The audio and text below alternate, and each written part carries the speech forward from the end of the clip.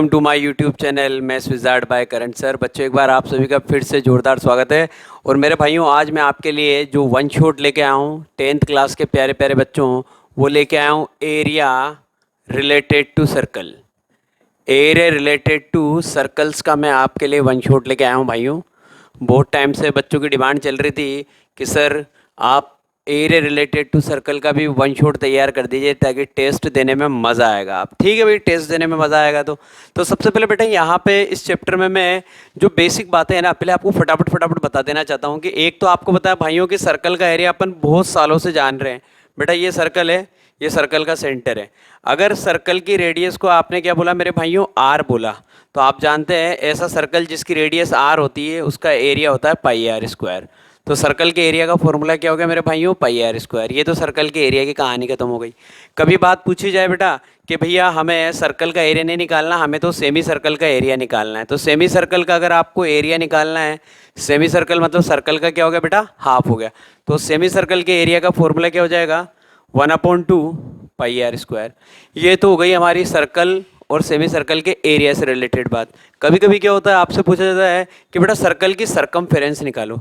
Circle की circumference का मतलब होता है मेरे भाइयों सर्कल का पेरीमीटर, और उसका फॉर्मूला होता है 2 पाई आर। ये हो गई सरकमफेरेंस की भी कहानी। कभी कभी कहा जाता है भैया कि सेमी सर्कल का पेरीमीटर निकालो। तो सेमी सर्कल का पेरीमीटर निकालो मतलब सेमी सर्कल की सरकमफेरेंस के बारे में बात कर रहा है। तो सेमी सर्कल का पेरीमीटर निकालो, तो आप क्या कहेंगे कि इसका हाफ कर दो, मतलब सेमी सर्कल का जो पेरीमीटर होता है वो होता है मेरे भाइयों पाई आर। ये पेरीमीटर के बारे में बात चल रही है। तो अगर सेमी सर्कल का पेरीमीटर पूछा जाता है तो आप क्या कहेंगे, पाई आर। लेकिन यहाँ पे एक इतना प्यारा क्वेश्चन बनता है, कभी कभी पता है आपको यूँ बोल दिया जाएगा कि भैया ये एक सेमी सर्कुलर प्रोटेक्टर है। डी होती है ना बेटा अपने, डी, ये डी है, ये एक सेमी सर्कुलर प्रोटेक्टर है। और इस सेमी सर्कुलर प्रोटेक्टर की जो रेडियस है, इस सेमी सर्कुलर प्रोटेक्टर की जो रेडियस है मैंने बोला वो 7 सेंटीमीटर है। तो भाइयों इस सेमी सर्कुलर प्रोटेक्टर का आपको पेरीमीटर निकालना है। तो भैया जब इस सेमी सर्कुलर प्रोटेक्टर का पेरीमीटर निकालना है ना, तो पता है यहाँ पे क्या कहानी होती है। यहाँ पे कहानी ये होती है कि भैया ये जो सरकमफेरेंस है, हाफ सरकमफेरेंस, वो तो इंक्लूड करनी है। मतलब पेरीमीटर कितना होता है, पाई आर, लेकिन साथ में यहाँ पे डी भी इंक्लूड करना है। पाई आर प्लस डी। बहुत सारे बच्चे एग्जाम में ये गलती करते हैं और उनका ये क्वेश्चन गलत हो जाता है। ये बड़ा इंपॉर्टेंट क्वेश्चन है। जैसे ही आपसे बोला जाए कि भैया ये एक सेमी सर्कुलर प्रोटेक्टर है या सेमी सर्कुलर कुछ भी आपको ऑब्जेक्ट दे रखा है और आपसे कहा जा रहा है कि इसका पेरीमीटर निकाल के बताओ, तो इसका पेरीमीटर निकालने का मतलब क्या है बेटा कि हमें पाई आर में डी, डी मतलब डायमीटर भी प्लस करना है। तो पाई आर, आर कितना है मेरे भाइयों, आर है आपके पास यहाँ पे 7, और पाई की वैल्यू आप पुट करते हैं 22/7। तो 22/7 इंटू 7, क्योंकि रेडियस हमारी 7 है, प्लस डी, डी मतलब डायमीटर, रेडियस का डबल, मतलब कि मेरे भाइयों 7 2 जा 14। फिर ये 7 से 7 की कहानी खत्म हो गई। कितना बचा बच्चों, 22। 22 में किसको प्लस करना है, 22 में 14 को प्लस करना है। आंसर आ जाएगा 36, और पीछे लगा देंगे भाइयों सेंटीमीटर। एक ये इंपॉर्टेंट बात होती है जो आपको हमेशा ध्यान रखनी है। बच्चे क्या करते हैं कि सेमी सर्कल का पेरीमीटर निकालना है, मतलब सेमी सर्कल का पेरीमीटर निकालना है तो पाई आर वाला फॉर्मूला अप्लाई करके टिका के आ जाते हैं। ये कब, ये जब आपको सर्कल दे रखा है ना, और उस केस में मैं पूछूं कि भैया कि अगर इस सर्कल के सेमी सर्कल का एरिया निकालना है, तो एरिया तो कभी दिक्कत देता ही नहीं है, 1/2 पाई आर स्क्वायर। लेकिन सरकमफेरेंस अगर निकालनी है, ऐसे सर्कल दे रखा है तब तो पाई आर। और इस तरीके से कोई क्वेश्चन बन के आता है तो बोलेंगे पाई आर प्लस डी। ये हो गई मेरे दोस्तों कहानी। तो सर्कल के एरिया के बारे में पता लग गया, सरकमफेरेंस के बारे में पता लग गया, सेम कहानी सेमी सर्कल के बारे में भी हमें पता लग गई। अब मेरे भाइयों एक चीज़ और होती है यहाँ पे, क्वाड्रेंट। क्वाड्रेंट के बारे में भी मैं आपको बता देता हूँ। क्वाड्रेंट जो होता है वो सर्कल का 1/4 पार्ट होता है। देखिए कैसे होता है, आपने देखा कि भैया अगर ये डायमीटर बना दूंगा तो एक सेमी सर्कल ऊपर है, एक सेमी सर्कल नीचे, और जैसे ही मैं यहाँ पे इधर से यहाँ पे ज्वाइन कर दूंगा और मैं आपसे बोलूँगा बेटा कि मैंने इस सेमी सर्कल के 2 इक्वल पार्ट कर दिए, सेम कहानी मैंने ऊपर भी कर दी। तो बेटा ये सर्कल 4 सेक्शन में डिवाइड हो गया, इनको अपन बोलते हैं क्वाड्रेंट। ये सर्कल जो है 4 इक्वल पार्ट में डिवाइड हो चुका है और हम इसको बोलते हैं क्वाड्रेंट। और टोटल एंगल होता है मेरे भाइयों 360 डिग्री। तो ऐसी कंडीशन में ये एंगल भी 90 आ जाएगा, ये भी 90, ये भी 90 और ये भी 90। तो जब क्वाड्रेंट के बारे में बात चलती है, इसका मतलब हम क्या कहते हैं कि भैया क्वाड्रेंट जो है ना, उस कंडीशन में ये एंगल कितना होता है, 90 डिग्री। तो क्वाड्रेंट का जो एरिया होता है वो होता है मेरे भाइयों 1/4 pi are square, area of quadrant. क्यों? क्योंकि सर्कल का 1/4 पार्ट होता है बच्चों क्वाड्रेंट। क्लियर हो गई मेरी कहानी? ये हो गई बच्चों बात। तो क्वाड्रेंट के बारे में बात चलेगी, तो area of quadrant equal to 1/4 pi are square. अब हम हमारे मेन टॉपिक पे आने वाले हैं दोस्तों, जिसमें हम बात करेंगे सेक्टर के एरिया के बारे में और सेगमेंट के एरिया के बारे में। इन सारी चीज़ों पे आने वाले हैं। बस उससे पहले दो तीन बड़ी सीधी सीधी चीज़ें हैं जिनको मैं आपको डिस्कस करता जाऊंगा।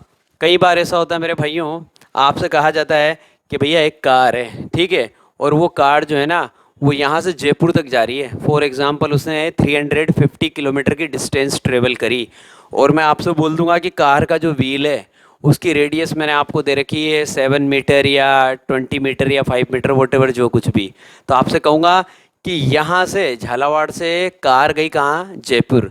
तो भैया झालावाड़ से जयपुर जाने में कार का जो व्हील है ना वो कितनी बार रोटेट हुआ, उसने कितने रेवोल्यूशन कंप्लीट किए। तो इसके लिए यहाँ पे मेरे पास एक फॉर्मूला होता है मेरे भाइयों, जो आपको हमेशा याद रखना है, नंबर ऑफ रेवोल्यूशन। और इससे रिलेटेड अभी मैं आपके लिए क्वेश्चन भी लेके आऊँगा। नंबर ऑफ रेवोल्यूशन का फॉर्मूला होता है मेरे भाइयों distance upon circumference. Number of revolution का फॉर्मूला होता है मेरे भाइयों क्या, डिस्टेंस अपॉन सरकमफेरेंस। अब इससे रिलेटेड क्वेश्चन मैं आपके लिए स्क्रीन पे लेके आने वाला हूं मेरे भाइयों। तो बच्चों स्क्रीन पे क्वेश्चन आपके लिए एकदम तैयार हो चुका है। क्वेश्चन है, a car has wheels which are 80 centimetre in diameter. Car है बेटा, कार के अंदर आपको पता है 4 व्हील्स होते हैं, और जो ईच व्हील है उसका डायमीटर सेम ही रहेगा बेटा, ठीक है ना। तो ये हो गई कहानी। A car has wheels which are 80 centimetre in diameter, how many complete revolutions does each wheel make in 10 minutes.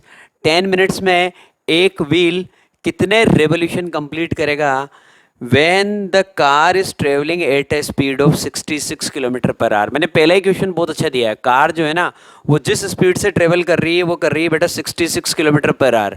तो आपसे बोला जा रहा है कि 10 मिनट में आपका व्हील जो है ना वो कितने रेवोल्यूशन कंप्लीट करेगा। तो पहली बात तो ये कि 10 मिनट में कार कितनी डिस्टेंस ट्रेवल करेगी, हमें ये निकालना है। क्योंकि हमें नंबर ऑफ रेवोल्यूशन का फॉर्मूला पता होता है भाइयों, तो हम तो हमारे टारगेट पे फोकस करेंगे कि हमें कभी भी नंबर ऑफ रेवोल्यूशन के बारे में अगर बात करनी है कि व्हील कितनी बार रोटेट हुआ, कितनी बार घूमा, तो नंबर ऑफ रेवोल्यूशन का फॉर्मूला होता है मेरे भाइयों क्या, distance upon circumference. Distance upon circumference, तो बेटा डिस्टेंस निकालनी पड़ेगी ना। तो मैंने क्या देखा कि भैया कार की जो स्पीड है ना वो दे रखी 66 किलोमीटर पर आवर। इसका मतलब कार जो है वो 1 आवर में कितनी डिस्टेंस ट्रेवल कर रही है, 66 किलोमीटर। इतनी डिस्टेंस ट्रेवल कर रही है मेरी कार। मेरी कार 1 घंटे में 66 किलोमीटर ट्रेवल करती है। 1 आवर का मतलब क्या होता है मेरे भाइयों, 60 मिनट, ठीक है। क्योंकि पहले बात चल रही है यहाँ पे कि 10 मिनट में कितना करेगी, तो पहले बेटा 1 मिनट का निकाले फिर 10 का निकालेंगे। तो बेटा 1 आवर का मतलब होता है 60 मिनट। तो 60 मिनट में कार ट्रेवल करती है 66 किलोमीटर। तो कार 1 मिनट में कितना ट्रेवल करेगी, 60 से डिवाइड करना पड़ेगा, 66 डिवाइडेड बाय 60। और मैं जानता हूँ कि ये दोनों कहानी जो है ये क्लियर हो गई है। 6 से कट जाएगा, ये 11 बार कट जाएगा, ये 10 बार कट जाएगा। तो 1 मिनट में 11/10 इतना किलोमीटर ट्रेवल करेगी। निकालना किसका बेटा, 10 मिनट का। तो 10 मिनट का निकालना है तो 10 से इसको मल्टीप्लाई कर देते हैं। 11/10 मल्टीप्लाई बाय 10, 10 से 10 की ज़िंदगी खराब, मतलब 11 किलोमीटर। 11 किलोमीटर ट्रेवल करेगी मेरे भाइयों हमारी कार, किसमें, 1 मिनट के बाद जब 10 मिनट का निकाला तो 10 मिनट में हमारी कार ट्रेवल करेगी बच्चों कितना, 11 किलोमीटर। अब कहानी ये है बेटा कि यहाँ पे रेडियस दे रखी है सेंटीमीटर में। तो हमेशा मेरा एक डायलॉग याद रखना कि पूरे क्वेश्चन में थ्रू आउट यूनिट सेम होनी चाहिए। यहाँ पे व्हील की अगर आपको रेडियस सेंटीमीटर में दे रखी है ना तो डिस्टेंस भी सेंटीमीटर में निकालनी है अपने को। सबसे बढ़िया काम ये करना होता है। तो डिस्टेंस कितनी पता लगी कि 10 मिनट में कार ट्रेवल कर रही है कितना, 10 मिनट में कार ट्रेवल कर रही है भाइयों 11 किलोमीटर। तो पहले किलोमीटर को किस में कन्वर्ट करना पड़ेगा, सेंटीमीटर में कन्वर्ट करना पड़ेगा। तो एक एक करके काम करना स्टार्ट करते हैं। पहले किलोमीटर को मीटर में कन्वर्ट करते हैं, 1000 से मल्टीप्लाई कर दिया। अब अगर मीटर को सेंटीमीटर में कन्वर्ट करना है तो फिर 100 से वापस मल्टीप्लाई करना पड़ेगा और पीछे लगा देंगे बच्चों सेंटीमीटर। इतने सेंटीमीटर कार ट्रेवल करेगी किसमें, 10 मिनट्स में। तो डिस्टेंस तो मैंने निकाल दी, तो मेरा पहला टारगेट तो पूरा हो गया कि मैं डिस्टेंस निकाल चुका हूँ। अब मुझे क्या निकालना है बेटा, सरकमफेरेंस। सरकमफेरेंस अगर मुझे निकालनी है तो मैं बहुत अच्छे से जानता हूँ कि सरकमफेरेंस का फॉर्मूला होता है 2πr। सरकमफेरेंस का फॉर्मूला होता है मेरे भाइयों 2πr। तो सरकमफेरेंस के बारे में बात करता हूँ, 2 × 22/7 × r। मतलब क्या आएगा बेटा, मेरी रेडियस आएगी, और रेडियस जो है वो मेरे भाइयों मुझे यहाँ पे दे नहीं रखी, मुझे डायमीटर दे रखा है कितना 80, तो रेडियस कितनी आ जाएगी 40। तो मैं लिखूंगा 2 × 22/7 × 40। ये मैंने लिख दिया यहाँ पे मेरे भाइयों सरकमफेरेंस के बारे में। ये सोल्व नहीं हो सकता, इसको ऐसा कैसा ही छोड़ देता हूँ। सरकमफेरेंस आ गई 2 × 22/7 × 40, और डिस्टेंस आ गई है बेटा मेरे पास कितनी, 11 × 1000 × 100। तो मैं एक काम करता हूँ, अपना फॉर्मूला जो है उसमें जाके वैल्यू पुट कर देता हूँ, डिस्टेंस को डिवाइड कर देता हूँ बेटा किससे, सरकमफेरेंस से। तो देखिए करना है, स्टार्ट करते हैं। 11 और उसके पीछे कितनी जीरो है बेटा, 5 जीरो। नंबर ऑफ रेवोल्यूशन के लिए क्या करेंगे, 11 × 1000 × 100। ये तो हो गई डिस्टेंस की कहानी। सरकमफेरेंस कितना है, 2 × 22/7 × 40।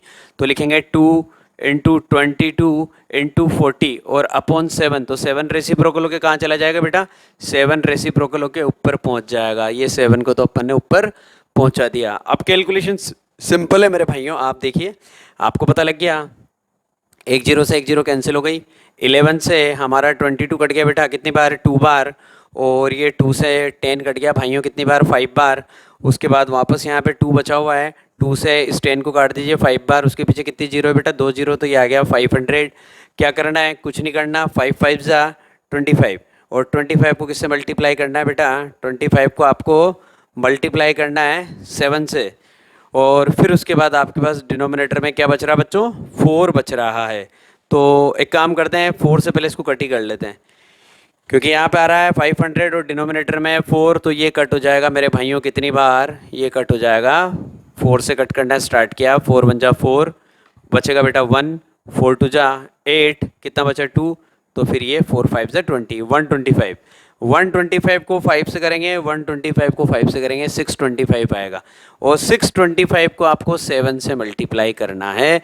7 5 जा 35, 3 7 2 जा 14, 14 और 3 17 का 7, 1 कैरी, 7 6 जा 42, 42 और 1 43, 4375, 4375 इतने रेवोल्यूशन आपका व्हील कंप्लीट करेगा। दैट इज योर आंसर, मतलब 4375 टाइम्स। और इसकी कोई यूनिट नहीं होती मेरे भाइयों, तो इसके पीछे कुछ यूनिट लगाएंगे भी नहीं। तो ऑप्शन में आपको इस तरीके से दिया जाएगा, option A 4225, option B 4375, option C 2000, option D 4000। Which option is right, आप कहेंगे ऑप्शन बी इज राइट, तो बेटा यहाँ पे जाके टिक कर देना है 4375 पे। तो इसलिए मैंने आपसे कहा था कि पहला ही क्वेश्चन इस कॉन्सेप्ट पे भी बहुत अच्छा लेके आऊंगा। अब आपके लिए बेटा कुछ नई प्रॉब्लम तैयार करते हैं, देखिएगा आप। तो भाइयों देखिए स्क्रीन पे क्वेश्चन आपके लिए तैयार हो चुका है। आपसे कहा जा रहा है find the diameter of the circle whose area, उस सर्कल का डायमीटर निकालो जिसका area, whose area is equal to the sum of the areas of 2 circles. मतलब आपको 2 सर्कल दे रखे हैं और उन दोनों सर्कल के एरिया का जो सम है वो हमारे इस अकेले सर्कल के एरिया के बराबर है। जैसे ये एक बड़ा सर्कल है और यहाँ पे 2 छोटे सर्कल है, पहला ये रहा बेटा और दूसरा ये रहा। इस वाले सर्कल का डायमीटर 20 है, मतलब इसकी रेडियस कितनी हो जाएगी 10, इसकी रेडियस को हम बोल देते हैं R1। इस वाले सर्कल का डायमीटर कितना है बेटा 48, तो इस वाले सर्कल की रेडियस कितनी हो जाएगी 24। इस वाले सर्कल की रेडियस को हम बोल देते हैं बेटा R2। तो हमसे बोला जा रहा है find the diameter of the circle, इस वाले सर्कल का डायमीटर निकालना है, इस वाले सर्कल का डायमीटर निकालना है। तो हम बोल देंगे पहले इसकी रेडियस निकाल लेंगे, डबल कर देंगे। तो इसकी रेडियस को हमने R मान लिया। तो हमसे कहा गया है कि इस सर्कल का डायमीटर निकालो, कब, जब इस सर्कल का एरिया इन दोनों के एरिया के सम के बराबर हो। तो भैया पहले इसका एरिया निकालो, फिर इसका एरिया निकालो, दोनों को प्लस करो और इसके एरिया के बराबर कर दो। तो मैंने क्या कहा कि भैया सपोज ये जो बड़ा सर्कल है ना, इसका एरिया है A, छोटे वाले इस वाले सर्कल का एरिया है A1, दूसरे वाले सर्कल का एरिया है A2, तो मुझे दे रखा है A equal to A1 plus A2। मैं क्या करूँगा, मैं मेरा यूजुअल कॉन्सेप्ट अप्लाई करूँगा, सर्कल के एरिया के बारे में बात करूँगा, कहूँगा कि यार सर्कल का एरिया होता है पाई आर स्क्वायर। तो भैया इस वाले सर्कल का एरिया हो गया पाई आर स्क्वायर इक्वल टू, इसका क्या आएगा, पाई R1 स्क्वायर, जो इसकी रेडियस है वही रखना पड़ेगा, और क्या करें, पाई R1 स्क्वायर। ठीक है साहब, इस वाले की रेडियस कितनी आ जाएगी, पाई, रेडियस 24 है, इसे इस वाले का एरिया कितना आ जाएगा, पाई R2 स्क्वायर। ये काम कर दिया, पाई R1 square plus pi R2 square. मैंने देखा बेटा इधर पाई आर स्क्वायर, इधर इन दोनों में पाई कॉमन आ गया, ब्रैकेट के अंदर आ जाएगा R1 square plus R2 square. पाई से पाई की बेटा ज़िंदगी खराब, इधर क्या रह गया R स्क्वायर, और इक्वल टू में क्या रह गया R1 square plus R2 square. R1 कितना है बेटा 10 है, तो हम लिखेंगे R स्क्वायर इक्वल टू, यहाँ पे R1 10 है तो 10 का स्क्वायर आ जाएगा 100। R2 कितना था 48 का हाफ किया था 24, 24 का स्क्वायर होता बच्चों 576, तो R स्क्वायर कितना आ गया 676। अब आप सभी मेरे पढ़ाए हुए क्रांतिवीर बच्चे हैं, मुझे पूरा यकीन है कि आपको पता है 676 किसका स्क्वायर होता है, 26 का स्क्वायर होता है। तो मेरे भाइयों जो बड़ा वाला जो सर्कल है उसकी रेडियस आ जाएगी 676 का, जैसे हम स्क्वायर रूट करेंगे दैट इज़ 26 और पीछे लगा देंगे सेंटीमीटर। ऑप्शन में आपको दिया हुआ है, ऑप्शन ए है 24, ऑप्शन बी है 25, ऑप्शन सी है बच्चों 26, और ऑप्शन डी जो है सब सेंटीमीटर में है, और ऑप्शन डी जो है वो दे रखा है 5 सेंटीमीटर। हमारा आंसर क्या आएगा, हमारा आंसर आया 26, ऑप्शन सी पे जाके टिक कर देना है। ये हो गया हमारा काम खत्म। अब एक और नई प्रॉब्लम लेके आ रहा हूँ, उसमें भी आपको मज़ा आएगा बच्चों। मेरे भाइयों स्क्रीन पे क्वेश्चन आपके लिए एकदम शानदार वाला तैयार हो चुका है। कहा जा रहा है कि in figure a square O A B C is inscribed in a quadrant O P B Q. ये क्वाड्रेंट दिख रहा है, ये देखिए ओ पी बी क्यू, ये क्वाड्रेंट है। इस क्वाड्रेंट के अंदर मैंने ये एक स्क्वायर बना रखा है, यहाँ पे एक पॉइंट लिया बी और यहाँ पे एक पॉइंट लिया सी, ओ ए बी सी। ये अंदर वाला ये जो फिगर है ये स्क्वायर है बेटा, और ये बाहर जो एक्सटर्नल फिगर है वो क्वाड्रेंट है। आपसे शेडेड रीजन का एरिया पूछा जा रहा है, तो बेटा इससे आसान चीज़ ज़िंदगी में कुछ भी नहीं हो सकती है। पहले तो आपको ऑप्शन दे देता हूँ यहाँ पे कि ऑप्शन जो मुझे दे रखे हैं कि ऑप्शन ए क्या है, ऑप्शन बी क्या है। आपको पूरी कहानी बता देते हैं कि ऑप्शन नंबर ए है 128.25 सेंटीमीटर स्क्वायर। अब मैं सेंटीमीटर स्क्वायर नहीं भी लिखूँ तो आप समझ जाना कि सभी के पीछे वही है। एक है 182.25 सेंटीमीटर स्क्वायर, ऑप्शन सी है मेरे भाइयों 168.25, और ऑप्शन डी है यहाँ पे 100.25 सेंटीमीटर स्क्वायर। ठीक है, मुझसे कहा जा रहा है शेडेड रीजन का एरिया निकालो। तो भैया मेरे दिमाग में भी से अप्रोच क्लियर है कि अगर मुझे शेडेड रीजन का एरिया निकालना है ना, तो मुझे सेक्टर के एरिया में से स्क्वायर का एरिया माइनस करना पड़ेगा। तो मेरी कहानी क्या क्लियर है कि मुझे शेडेड रीजन का अगर एरिया निकालना है, शेडेड रीजन का एरिया निकालना है, तो शेडेड रीजन एरिया कैसे निकालूंगा मैं, area of sector minus area of square. तो भैया मुझे सेक्टर का एरिया निकालना आना चाहिए, स्क्वायर का एरिया निकालना आना चाहिए। तो मैंने देखा कि अगर मुझे सेक्टर का एरिया निकालना है तो मुझे यहाँ पे दे रखा है इफ़ ओ ए ये दे रखा है मेरे भाइयों ओ ए 15। ओ ए का मतलब मुझे स्क्वायर की तो साइड दे दी, अगर स्क्वायर की साइड दे दी तो स्क्वायर का तो एरिया निकाल दूंगा साइड स्क्वायर करके।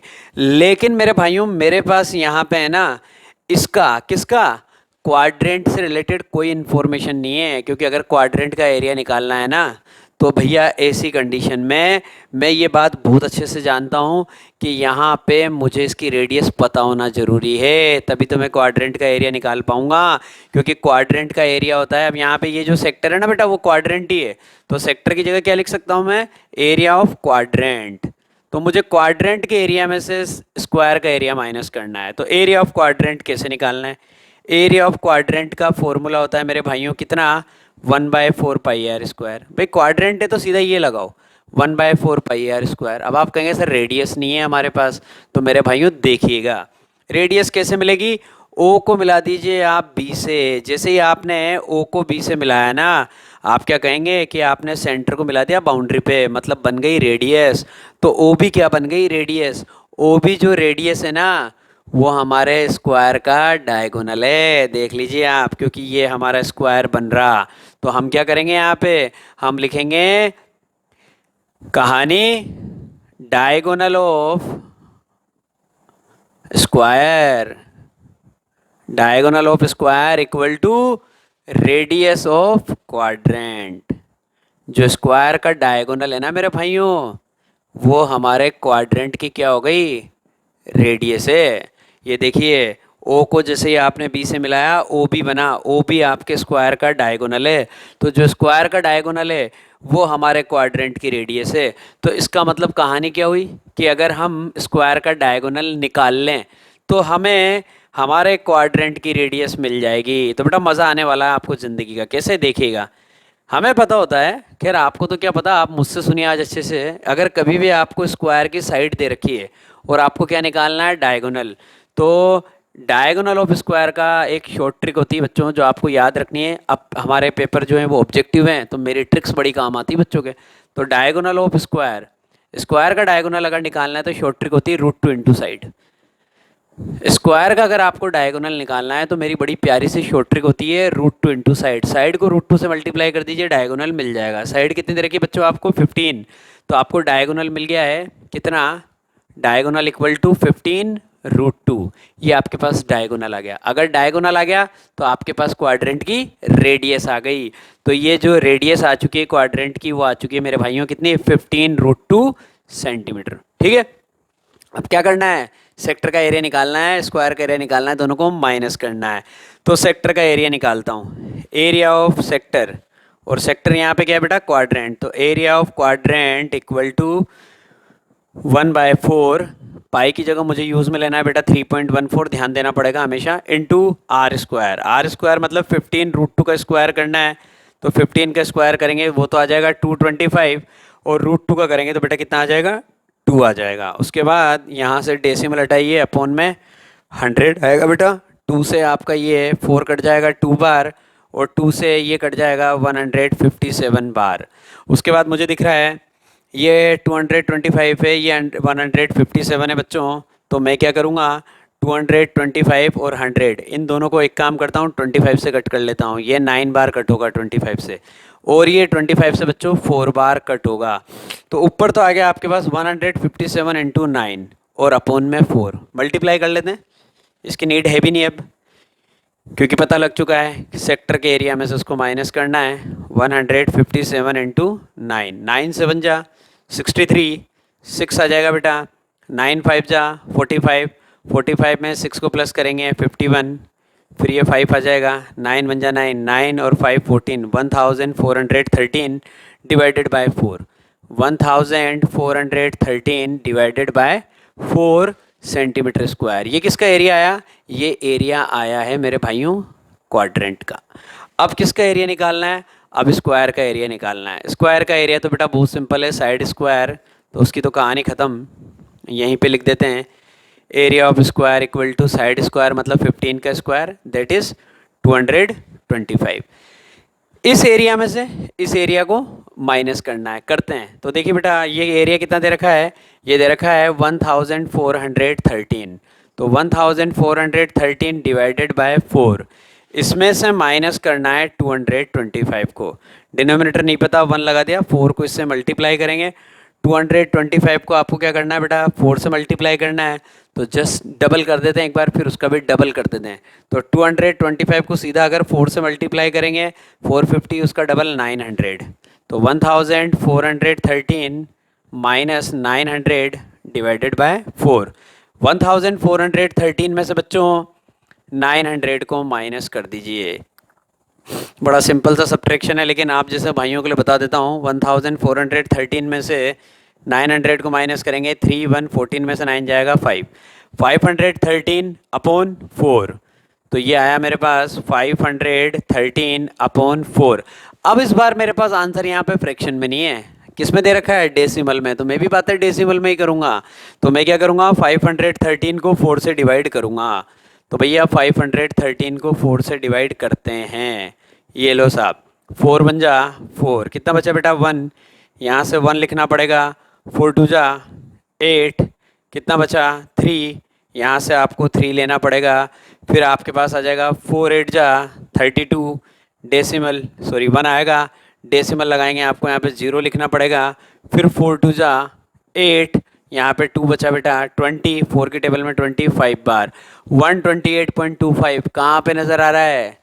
यहाँ पे नज़र आ रहा है ऑप्शन ए 128.25, 128.25 सेंटीमीटर स्क्वायर। कहानी ख़त्म। तो बेटा ये क्वेश्चन हमारा तैयार हुआ। अब एक और नेक्स्ट प्रॉब्लम लेके आ रहा हूँ, प्लेन फिगर के कॉम्बिनेशन पे, मज़ा आएगा आपको। तो भाइयों बहुत ही शानदार वाला क्वेश्चन तैयार हो चुका है स्क्रीन पे, ये भी आपके बोर्ड के एग्जाम में आया हुआ क्वेश्चन है। यहाँ पे आपको दे रखा है कि एक हमारे पास सर्कल है, सर्कल के अंदर स्क्वायर बना हुआ है, ABCD is square with side 2√2 centimetre. Square की मैंने आपको साइड दे रखी 2√2 सेंटीमीटर। तो पहले तो आपको बड़ी शानदार बात बता दूँ, जब जब भी मेरे भाइयों आपको सर्कल के अंदर रेक्टेंगल दिया हुआ हो, या सर्कल के अंदर स्क्वायर दिया हुआ हो, या सर्कल के अंदर आपको रोम्बस दिया हुआ हो, तो एक बात तो सबसे मज़ेदार ये हो जाती है मेरे भाई कि जैसे ही आप है ना अपोजिट वर्टाइसेस को ज्वाइन करेंगे तो वो क्या बन जाएंगे बेटा, वो हमारे स्क्वायर के तो बन गए क्या डायगोनल, लेकिन वो इस सर्कल के डायामीटर भी बन जाते हैं। क्यों? क्योंकि जो यहाँ पे डायगोनल होते हैं वो एक दूसरे को 90 डिग्री पे बाइसेक्ट करते हैं भाइयों। किस पे बाइसेक्ट करते हैं? 90 डिग्री पे। और अगर 90 डिग्री पे बाइसेक्ट करेंगे तो हमने देखा AC एक कोड है, BD भी एक कोड है। ऐसी कोड जो एक दूसरे को 90 डिग्री पे बाइसेक्ट करती है उनको डायामीटर्स कहते हैं।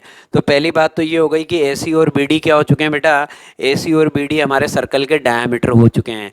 तो अगर हम यहाँ पे AC निकाल लें, AC का मतलब क्या हो गया? AC का मतलब हो गया कि हमारे स्क्वायर का डायगोनल, तो हमें मज़ा आ जाएगा क्योंकि जो डायगोनल है वो डायामीटर के बराबर है।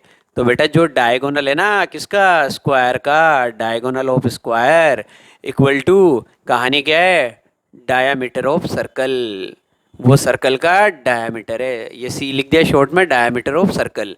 तो बेटा स्क्वायर का डायगोनल निकालने का अभी रिसेंटली मैंने आपको फॉर्मूला सिखाया था, क्या, √2 इंटू साइड, और मैंने आपको मेरे भाइयों यहाँ पे साइड भी दे रखी है। तो डायगोनल निकल जाएगा, डायगोनल इक्वल टू फॉर्मूला होता है √2 इंटू साइड। तो हम लिखेंगे √2 इंटू साइड कितनी दे रखी है बेटा, 2√2, साइड दे रखी है 2√2। मज़ा आ गया ज़िंदगी में। √2 को √2 से करेंगे 2, 2 को 2 से करेंगे 4, डायगोनल आ गया मेरे पास कितना, 4 सेंटीमीटर। अगर डायगोनल 4 है, डायगोनल अगर 4 है तो बेटा इस वाले सर्कल का डायमीटर आ चुका है कितना, 4। तो इस वाले सर्कल का डायमीटर आ चुका है 4, और अगर डायमीटर 4 है तो रेडियस आ चुकी है 2 सेंटीमीटर। तो रेडियस आ गई बेटा 2 सेंटीमीटर। कहानी क्या करनी है, शेडेड रीजन का एरिया निकालना है। कैसे निकालेंगे, सर्कल के एरिया में से स्क्वायर का एरिया माइनस कर देंगे। तो करते हैं ये पिक्चर ओवर, सर्कल के एरिया में से स्क्वायर का एरिया माइनस करते हैं। सर्कल का एरिया है πr स्क्वायर, माइनस उसमें से स्क्वायर का एरिया माइनस करना है। स्क्वायर का एरिया है बेटा कितना, साइड स्क्वायर, वैल्यू पुट करते हैं। पाई की जगह क्या लिखना है, 3.14 लिख दिया, 3.14। आर की जगह क्या लिखना है बेटा, आर की जगह 2, और उसका स्क्वायर करना है, तो 2 का स्क्वायर करेंगे तो 4, माइनस साइड कितनी दे रखी है, साइड दे रखी है 2√2, उसका स्क्वायर करना है, बिल्कुल कर देंगे। 3.14 को 4 से मल्टीप्लाई करिए, पहले तो आ गया बेटा ये 56, और फिर 4 3 जा 12, 12.56, माइनस करना है किसको, 2√2 के स्क्वायर को। 2√2 का स्क्वायर करेंगे कितना आ जाएगा बेटा, आप यहाँ पे 2√2 के स्क्वायर का मतलब होता है 2√2 इंटू 2√2, स्क्वायर में उस नंबर को उसी से मल्टीप्लाई करेंगे। 2 2 जा 4, √2 को √2 से करेंगे 2, 4 इंटू 2, आंसर कितना आ गया बेटा, 8। तो 12.56 में से किसको माइनस करना है, 12.56 में से मेरे भाइयों अपने को किसको माइनस करना है, 8 को माइनस करना है। जैसे ही 8 को माइनस करेंगे बेटा, मुझे नहीं लगता कि कोई माइनस करने में दिक्कत वाली बात है, क्योंकि इसका डेसिमल पार्ट तो वैसे ही खत्म हो रहा है। तो आंसर कितना आ जाएगा, 12 में से 8 जाएगा 4, 4.56 centimetre square, that is your answer. Check कर लीजिए कौन सा ऑप्शन है, ऑप्शन बी इज राइट। तो बी पे जाके मेरे भाइयों टिक कर देना है, और ये मज़ा आ गया। आई कि नहीं आई बेटा मेरी कहानी समझ में? तो ये मज़ेदार काम हो गया। अब आपके लिए और एक और प्रॉब्लम लेके आ रहा हूँ, देखिएगा आप। नेक्स्ट क्वेश्चन आपके लिए स्क्रीन पे तैयार हो चुका है।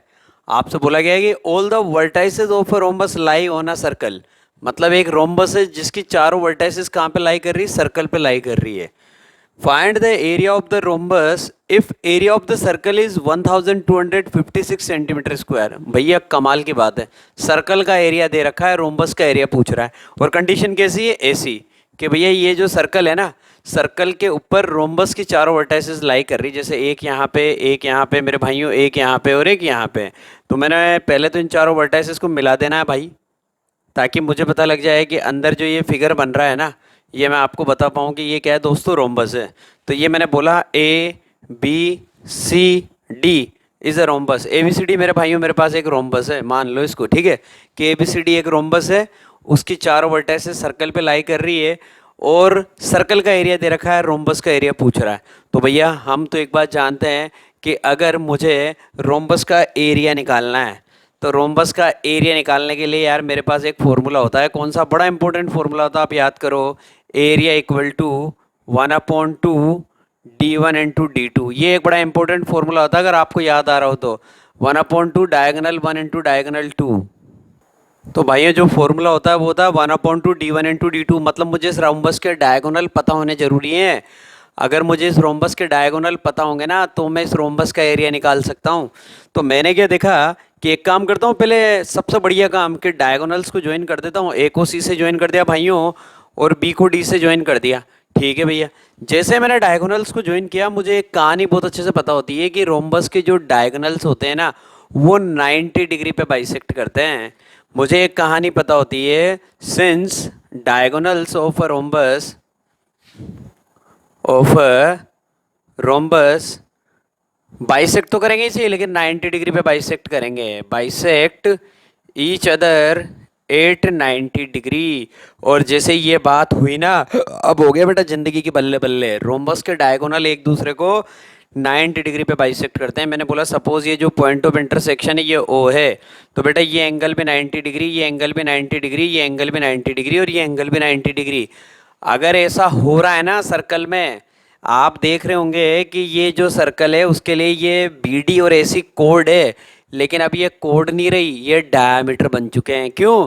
क्योंकि ऐसी कोड्स जो एक दूसरे को 90 डिग्री पे कट करे, बेटा उन कोड्स को बोलते हैं डायमीटर। तो कहानी ये हो गई, जो इस सर्कल के डायमीटर हैं वो हमारे रोम्बस के डायगोनल हैं। ये कहानी यहाँ पे क्लियर हो गई कि भैया diagonal of rhombus equal to diameter of circle, diameter of circle. ये कहानी हो गई ना, इससे हमें ज़िंदगी में मज़ा आ गया बेटा, कि जो रोम्बस के जो डायगोनल है वो हमारे सर्कल के डायमीटर है। तो अब हम हमारा काम करना स्टार्ट करते, क्या कि सर्कल के एरिया से रिलेटेड बात चल रही थी कि एरिया कितना दे रखा था, 1256।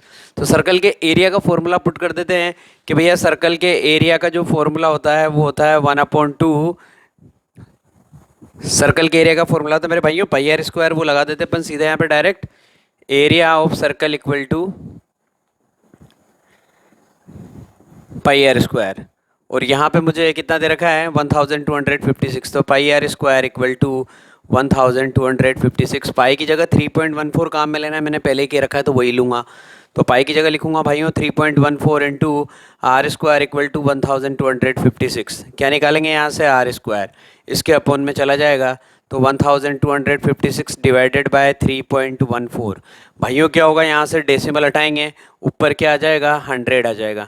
अब सबसे कमाल की चीज़ आपको बता देता हूँ, 314 से ये 4 टाइम्स कट जाएगा। मेरी कैलकुलेशन फास्ट है, आप एक बार डिवाइड करके देख लेना 2 से, जिससे भी आपको लगे देख लीजिए। 314 को अगर आप 4 से मल्टीप्लाई करेंगे, 14 4 जा 56 और 4 3 जा 12, 1256 ईजिली दिख रहा था।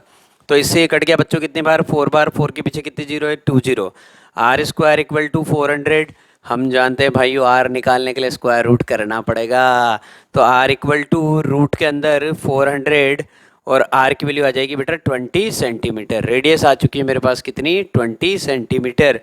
रेडियस अगर मेरे पास आ चुकी है भैया, तो मुझे रेडियस का डबल करना है।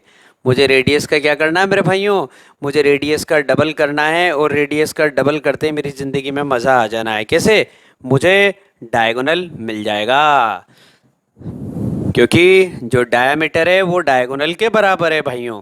तो आर पता लग गया, आर कितना है बच्चों, 20 सेंटीमीटर। आर 20 सेंटीमीटर है, तो डायमीटर कितना आ जाएगा, 40 सेंटीमीटर।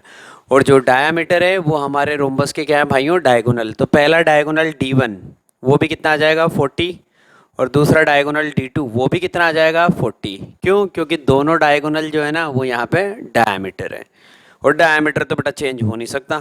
ठीक है, तो D1 भी 40 आएगा, D2 भी 40 आएगा। रोम्बस के एरिया का फॉर्मूला, एरिया किसका निकालना है, रोम्बस का। फॉर्मूला 1/2 इंटू D1 पहला diagonal into D2 second diagonal, area equal to 1/2। D1 की जगह क्या लिखेंगे बेटा 40, और D2 की जगह भी क्या लिखेंगे 40। 2 से कट जाएगा बेटा ये 20 बार, 40 को 20 से करेंगे 800, और पीछे लगा देंगे centimetre square. This is the answer, कहानी खत्म। ये लो बेटा, इतना बढ़िया क्वेश्चन था। ऐसे इसी सीक्वेंस में आपके लिए एक और अच्छा क्वेश्चन लेके आ रहा हूँ, देखिएगा। तो भाइयों क्वेश्चन आपके लिए स्क्रीन पे तैयार हो चुका है। क्वेश्चन है, a copper wire when bent in the form of a square. एक कॉपर वायर है, उसको बेंट करके आपने स्क्वायर बना दिया। मतलब मेरे पास एक वायर था, वायर से मैंने स्क्वायर बना दिया। तो भैया बना देता हूँ। मेरे पास जो वायर है, वायर से मैंने क्या कर दिया, एक स्क्वायर बना दिया। ये बना दिया भैया, कॉपर वायर था, इससे स्क्वायर बना दिया। स्क्वायर का नाम लिख दिया मैंने यहाँ पे ABCD। बेटा आपको सबसे बड़ी और सबसे शानदार बात बताता हूँ, जब भी वायर से आप कोई सा भी फिगर बनाएंगे तो वायर की लेंथ उस फिगर के पेरीमीटर के बराबर होती है। आपने वायर से क्या बनाया, स्क्वायर बनाया, तो आपका पहला डायलॉग पता है क्या होना चाहिए, length of wire equal to perimeter of square. इसकी जगह कोई दूसरा फिगर होता तो उसका नाम लिख देते हैं। तो सबसे पहला डायलॉग तो क्या हो जाएगा कि length of wire equal to, भाई वायर की जो लेंथ है वो किसके बराबर है, वो बराबर है मेरे भाइयों पेरीमीटर ऑफ स्क्वायर के बराबर है। Length of wire equal to perimeter of square. Wire की जो लेंथ है वो आपको दे नहीं रखी है, आप निकाल देंगे। आपसे कहा गया है copper wire when bent in the form of square enclose in area of 484 centimetre square. अब आपको यहाँ पे स्क्वायर का एरिया दे रखा है मैंने। तो भाइयों मैं सबसे पहले क्या करूँ, स्क्वायर के एरिया की हेल्प से स्क्वायर की साइड निकाल लूँ, ताकि साइड निकालने के बाद उसको जैसे ही 4 से मल्टीप्लाई करूँगा स्क्वायर का पेरीमीटर मिल जाएगा, और जो स्क्वायर का पेरीमीटर है उससे मुझे वायर की लेंथ पता लग जाएगी। क्यों? क्योंकि नेक्स्ट केस में मैं वायर से पता है क्या बनाऊंगा, सर्कल बनाऊंगा। इसलिए मुझे वायर की लेंथ निकालना बहुत कंपलसरी है। तो length of wire equal to perimeter of square. तो स्क्वायर का पेरीमीटर निकालना है, तो उससे पहले मुझे स्क्वायर का एरिया दे रखा है। एरिया ऑफ स्क्वायर मुझे कितना दे रखा है बच्चों, एरिया ऑफ स्क्वायर मुझे गिवन है यहाँ पे कितना 484, और स्क्वायर का एरिया होता है भाइयों साइड स्क्वायर। स्क्वायर की साइड नहीं पता, आपने x मान लिया तो आप बोलेंगे एक्स स्क्वायर, साइड को x माना तो एक्स स्क्वायर इक्वल टू 484। अब मुझे बहुत अच्छे से पता है मेरे भाइयों की 484 पता है किसका स्क्वायर होता है, ये 22 का स्क्वायर होता है। तो x की वैल्यू आ जाएगी रूट के अंदर 484, और जैसे मैं 484 का स्क्वायर रूट करूँगा मुझे पता लग जाएगा, आंसर आ जाएगा 22 सेंटीमीटर। तो ये तो पता लग गया कि स्क्वायर की साइड आ गई 22 सेंटीमीटर। अगर स्क्वायर की साइड 22 सेंटीमीटर है तो स्क्वायर का जो पेरीमीटर आएगा दैट इज़ 22 मल्टीप्लाई बाय 4, क्योंकि स्क्वायर का पेरीमीटर होता है भाइयों 4 इंटू साइड। 22 मल्टीप्लाई बाय 4 मतलब 88 centimetre. This is the perimeter of square and it is also the length of wire. Wire की लेंथ स्क्वायर के पेरीमीटर के बराबर है, तो पता लग गया कितनी 88। ठीक है साहब, ये कहानी भी क्लियर हुई। तो ये लिख दिया कि लेंथ ऑफ वायर जो है वो आ गई मेरे पास कितनी 88 सेंटीमीटर। अब मैं क्या कर रहा हूँ, if the same wire is bent in the form of a circle. अब उस वायर से मैंने सर्कल बना दिया। अब पूछा जा रहा है कि सर्कल का एरिया क्या है। तो भैया ये जो वायर था ना, इस वायर से अब की बार मैंने सर्कल का फॉर्मेशन कर दिया। तो अब की बार वायर से अगर मैंने सर्कल बना दिया तो length of wire equal to मैं लिखूंगा यहाँ पे पेरीमीटर ऑफ सर्कल। और सर्कल के पेरीमीटर का मतलब क्या होता है भाइयों, सर्कल की सरकमफेरेंस दैट इज 2πr। तो 2πr किसके बराबर आ जाएगा 88 के। क्यों? आपकी बार वायर की लेंथ पता है, तो हम लिखेंगे 2πr इक्वल टू 88। क्या करना भैया, पाई की जगह लिखना है 22/7 क्योंकि कुछ नहीं कहा, इंटू आर इक्वल टू 88। ये लो चलो साहब, क्या करेंगे 7 यहाँ डिनोमिनेटर में 88 से जाके मल्टीप्लाई हो जाएगा, और 2 और 22 जो हैं वो आर के साथ मल्टीप्लाई में है। तो पहली तो ये स्टेप देख लीजिए, 2 into 22 into R, 2 into 22 into R equal to 88 into 7। क्या निकालना बच्चों, आर निकालना है। आर निकालना है तो लिखेंगे 88 इंटू 7 अपॉन 2 इंटू 22। 22 से 88 कट जाएगा बेटा 4 बार, 2 से ये आपका 4 कट जाएगा 2 बार, 7 2 जा 14, रेडियस आ जाएगी बेटा आपके पास कितनी 14 सेंटीमीटर। रेडियस अगर 14 सेंटीमीटर है, एरिया निकालना है, क्या दिक्कत है? अब तो कोई भी निकाल देगा भैया। अगर रेडियस पता लग गई और सर्कल का एरिया निकालना है तो बहुत सिंपल, पाई आर स्क्वायर। लिखिए साहब, सर्कल का एरिया होता है पाई आर स्क्वायर। पाई की जगह क्या लिखेंगे? 22/7। आर कितना दे रखा है भाई? आर दे रखा है 7 टू 14, तो 14 इंटू 14। 7 से 14 कट जाएगा बेटा 2 बार। 14 टू 28, 28 को 22 से मल्टीप्लाई करना है, ये आ गया 56। अगेन आ जाएगा बेटा 56, 6 आ जाएगा, 6 और 5 11, 1 कैरी, 5 और 1 6, 616 सेंटीमीटर स्क्वायर। 616 centimetre square. आपके पास भाइयों ऑप्शन में रहेगा कि पहला ऑप्शन है ऑप्शन ए 216, सेकंड ऑप्शन है बी 516, सी ऑप्शन है 606 और डी ऑप्शन है 616। सब कुछ सेंटीमीटर स्क्वायर में है। आपको डी पे जाके टिक कर देना है मेरे भाइयों, 616, और ये आपका आंसर आ गया। ठीक है मेरे भाइयों, अब मैं आपके लिए बेटा सेक्टर और सेगमेंट इन दोनों की बात लेके आने वाला हूँ, क्योंकि जितनी भी बेसिक बातें थी ना कि भैया सर्कल से, सरकमफेरेंस के और एरिया से, इनसे रिलेटेड और भी किस तरीके के क्वेश्चन जो नॉर्मली ऑब्जेक्टिव टाइप के बन सकते हैं, वो मैंने सारे आपको बता दिए बेटा। अब मैं सीधी बात कर रहा हूँ सेक्टर के एरिया के बारे में। पहले बताऊँगा आपको सेक्टर क्या होता है। तो देखिए मेरे भाइयों, जैसे ये आपका सर्कल है, ये सर्कल का सेंटर है, सर्कल का सेंटर है, सर्कल की बाउंड्री पे आपने 2 पॉइंट ले लिए, एक पॉइंट ये रहा आपका ए, एक पॉइंट ये रहा आपका बी, और ये सर्कल का सेंटर है ओ। जैसे आपने ओ को ए से ज्वाइन किया, रेडियस बन गई, ओ को बी से ज्वाइन किया, अगेन रेडियस बन गई। ठीक है, तो इन दोनों रेडियस और इस आर्क के बीच का जो रीजन होता है, the region between two ready and an arc, that is called sector. इसको सेक्टर बोलते हैं मेरे भाइयों। इन दोनों रेडियस और इस आर्क के बीच का ये जो पार्ट है, ये इस तरीके का जो पार्ट आपको दिखाई दे रहा है ना ऐसे करके, यूं, दिस वन, ये ऐसा है बेटा, कर्व्ड है, तो इसको अपन क्या बोलते हैं? सेक्टर बोलते हैं। और यहाँ पे इन दोनों रेडियस के बीच का ये जो एंगल होता है, इसको हम बोलते हैं theta, that is called central angle. मैंने क्या बेटा जो चैप्टर के वीडियोस अपलोड कर रखे हैं ना, उनमें सारी बातें आपको डिटेल में बता रखी है। तो पहले तो पता है आपको क्या करना है, पहले तो आपको पूरा चैप्टर डिटेल में पढ़ना है, लेक्चर 1, लेक्चर 2, लेक्चर 3, जितने भी लेक्चर्स है सारे लेक्चर सीक्वेंस में आपको सारे पहले अच्छे से तैयार करने हैं। उसके बाद फिर आपको मेरा वन शॉट देखना है। पहले आपको लेक्चर तैयार करने हैं एकदम शानदार तरीके से, क्योंकि वहाँ पे क्वेश्चंस ज़्यादा हैं। ठीक है, तो इन दोनों रेडियस के बीच का ये जो एंगल है, इसको हम बोलते हैं थीटा, और थीटा को हम बोलते हैं मेरे भाइयों सेंट्रल एंगल। ये हो गई हमारी कहानी। तो ऐसी कंडीशन में बेटा अगर आपको इस सेक्टर का एरिया निकालने के लिए कहा जाए, तो पहले तो आपको रेडियस पता होना जरूरी है। सपोज मैंने बोला रेडियस कितनी है? आर है, तो एरिया ऑफ सेक्टर का फॉर्मूला याद कर लेना बेटा बहुत अच्छे से, क्योंकि एग्जाम में 100% इससे रिलेटेड क्वेश्चन आएगा। Area of sector equal to theta upon 360 into pi are square. ये सेक्टर का एरिया निकालने का फॉर्मूला होता है मेरे भाइयों। Area of sector equal to theta upon 360 into pi are square. This one is called minor sector. क्यों? क्योंकि इस आर्क की लेंथ क्या है बेटा? कम है ना। ये देखो यहाँ से लेके यहाँ तक ये आर्क क्या है? छोटा है, क्योंकि ये जो आर्क बचा हुआ है ये बड़ा है। इसको बोलते हैं मेजर आर्क और इसको बोलते हैं माइनर आर्क। तो इस वजह से ये जो सेक्टर बनता है इसको बोलते हैं बेटा माइनर सेक्टर। तो माइनर सेक्टर का एरिया निकालना है तो क्या करेंगे बेटा? Theta upon 360 into pi are square. Suppose यहाँ पे मैं आपको बहुत अच्छा एग्जांपल देता हूँ। जैसे यहाँ पे मेरे पास भाइयों रेडियस जो है वो 7 है, रेडियस मैंने बोला 7 है, और जो सेंट्रल एंगल है थीटा वो मैं आपसे बोल रहा हूँ वो है 60 डिग्री। आपसे कहा जा रहा है कि भैया इस सेक्टर का एरिया निकालो, तो आप क्या कहेंगे? रेडियस पता होना चाहिए, सेंट्रल एंगल पता होना चाहिए। सेंट्रल एंगल कितना है? 60 अपॉन 360 इंटू पाई, पाई की जगह लिखा आपने 22/7, और रेडियस मैंने कितनी दे रखी बेटा? 7, तो आप लिखेंगे 7 का स्क्वायर, 7 इंटू 7। ये 1 0 से 1 0 की कहानी खत्म। 6 से 36 कट जाएगा बच्चों 6 बार, 7 से 7 की भी ज़िंदगी ख़राब।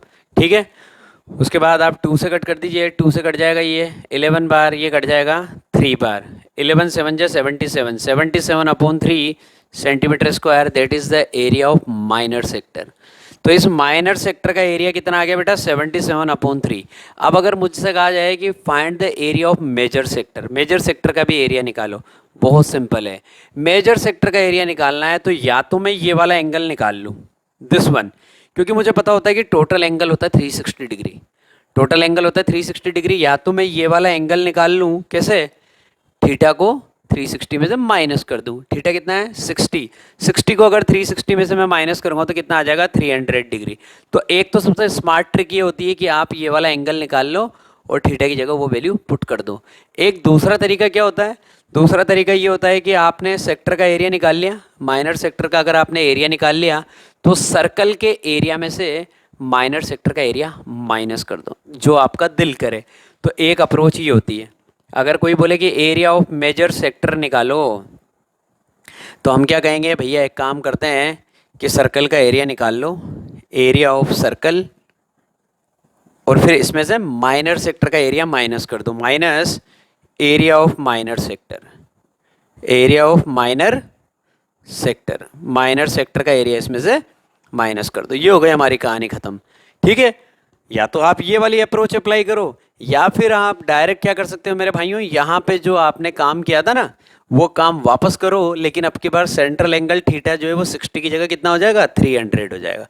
तो आप लिख देंगे 300 अपॉन 360 इंटू 22/7 इंटू 7 ये 1 0 से 1 0 कट जाएगी, 3 से कट जाएगा 5 बार, ये कट जाएगा भाइयों कितनी बार 6 बार, 7 से 7 की ज़िंदगी एक बार ख़राब हो जाएगी। उसके बाद 2 से कट जाएगा ये 3 बार, 2 से कट जाएगा ये 11 बार।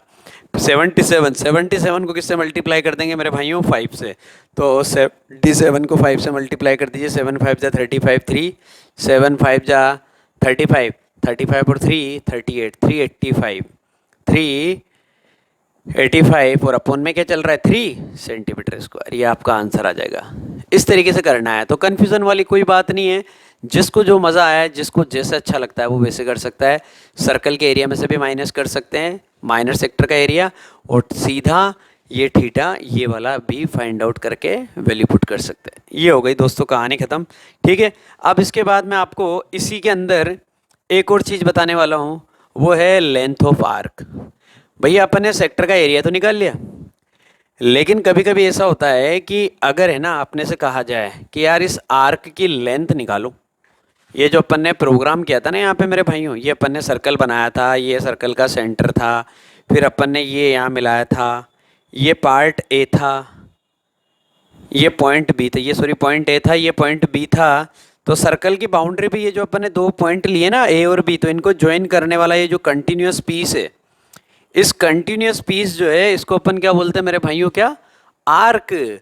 तो ये जो आर्क है ना, कभी कभी इस आर्क की लेंथ निकालने के लिए भी कहा जाता है। सपोज इस आर्क की लेंथ मैंने क्या बोली बेटा, एल है, इस आर्क की लेंथ क्या है, एल है, और ये सेंट्रल एंगल कितना है बेटा, थीटा।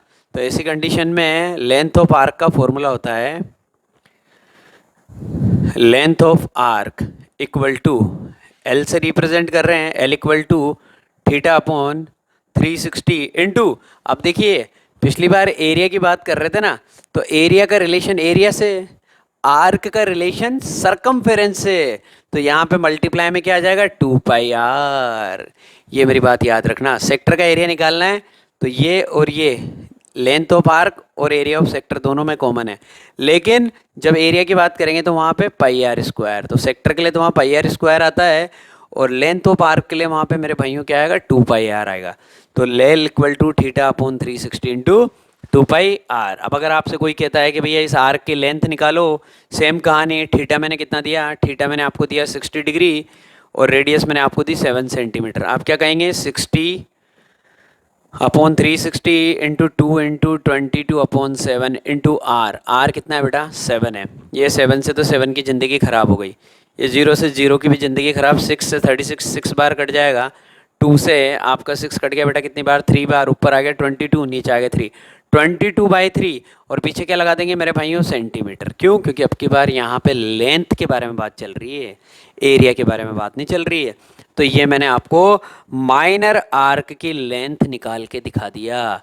अगर कोई कहे कि मेजर आर्क की लेंथ निकालो तो क्या दिक्कत है, सरकमफेरेंस में से इसको माइनस कर दो, या फिर अपनी वही वाली ट्रिक कौन सी कि सीधा ये वाला एंगल फाइंड आउट कर लो। तो बेटा ये आर्क की लेंथ की भी कहानी ख़त्म हुई, ये सेक्टर के एरिया की भी कहानी ख़त्म हुई। अब मैं बात करूंगा मेरे भाइयों यहाँ पे किसके बारे में, सेगमेंट के एरिया के बारे में। फिर आपके लिए क्वेश्चन मिक्स लेके आऊँगा। तो सेगमेंट के एरिया का मैं आपको मेरे दोस्तों इतना बढ़िया फॉर्मूला बताऊंगा जो आपको किसी भी दूसरी बुक में, सरकारी किताब में, हमारे एनसीईआरटी की जो बुक है उसमें तो कहीं से कहीं तक देखने को नहीं मिलेगा। इसके अलावा आर डी शर्मा वगैरह जो अच्छी बुक्स है और एक अपनी जो कोचिंग के अध्ययन क्लासेस की जो बुक्स है उसमें आपको बच्चों देखने को मिलेगा। तो देखिएगा, सेगमेंट के बारे में बात कर रहे हैं तो पहले सेगमेंट बनाऊंगा भाई कि सेगमेंट होता क्या है। इस चैप्टर में ये दो चीज़ें सबसे ज़्यादा इंपॉर्टेंट है, एक तो सेक्टर का एरिया और एक सेगमेंट का एरिया। उसके बाद फिर कॉम्बिनेशन ऑफ प्लेन फिगर आएगा कि प्लेन फिगर के कॉम्बिनेशन हम आपको देंगे और हम आपसे बोलेंगे शेडेड रीजन का एरिया निकालो। तो वैसे बहुत सारे क्वेश्चन करवा रखे हैं मैंने अपने लेक्चर्स में, तो मैंने क्या कहा, पहले सीक्वेंस में लेक्चर देखने हैं फिर उसके बाद वन शॉट देखना है। तो देखिएगा, एरिया ऑफ सेगमेंट के बारे में बात कर रहे हैं। सेगमेंट क्या होता है भाइयों, सबसे पहले तो मैंने ये सर्कल बनाया, ये भाई मैंने सर्कल बनाया यहाँ पे। अब इसके बाद कहानी क्या है कि बेटा ये तो है सर्कल का सेंटर, ठीक है। अब मैंने बोला कि सर्कल की बाउंड्री पे दो पॉइंट है, एक तो पॉइंट ए है, एक पॉइंट बी है। अगर मैं इन दोनों पॉइंट्स को ज्वाइन कर दूं, मैं इनको ओ से ज्वाइन नहीं कर रहा, रेडियस नहीं बना रहा, आपकी बार मैं कोड बना रहा हूं। ये ए को मैंने भाइयों बी से ज्वाइन कर दिया, ये ज्वाइन कर दिया मैंने ए को बी से। तो ऐसी कंडीशन में इस कोड और इस आर्क के बीच का ये जो रीजन होता है, this one that is called segment. कहानी खत्म। The region between an arc and the corresponding code, ये जो आर्क है ये और इस आर्क के जो एंड पॉइंट है उनको ज्वाइन करने पे जो कोड बन रही है, the region between an arc and the corresponding code that is called segment. और बेटा इस आर्क की लेंथ कम है तो हम बोलेंगे माइनर सेगमेंट। वही पुरानी पिक्चर यार, अगर लेंथ कम है तो माइनर, लेंथ ज़्यादा है तो मेजर। ये हो गया माइनर सेगमेंट। तो भैया माइनर सेगमेंट की कहानी तो ये हो गई। अब मैं आपसे बोल रहा हूँ कि अगर आपको कभी सेगमेंट का एरिया निकालना है तो इसके लिए बेटा बड़ा शानदार फॉर्मूला है मेरा एक, जो आपको अच्छे से याद रखना है। ट्रिग्नोमेट्री भी काम में आती है उसमें, और सीधी सी बात है टर्म वन में हमारे पास ट्रिग्नोमेट्री आ ही रही है तो बेटा और मज़ा आ गया। आर स्क्वायर बाहर रहेगा, ब्रैकेट के अंदर आएगा pi theta upon 360 degree minus sine theta by 2 cos theta by 2। ये फॉर्मूला याद रखिए बेटा, आपको ज़िंदगी का मज़ा आ जाएगा। आर स्क्वायर, आर का मतलब इस वाले सर्कल की रेडियस। अब इसको ऐसे शो करके दिखा देता हूँ डॉट डॉट डॉट लाइन से, ताकि सेगमेंट तो अलग ही दिखता रहेगा आपको। तो रेडियस है ये, तो रेडियस जो है वो आर है। तो सेगमेंट के एरिया का फॉर्मूला क्या हो गया बेटा, आर स्क्वायर ब्रैकेट के अंदर pi theta upon 360 minus sine theta by 2 cos theta by 2। Theta वही हमारी पुरानी पिक्चर, क्या इन दोनों रेडियस के बीच का angle that is called central angle.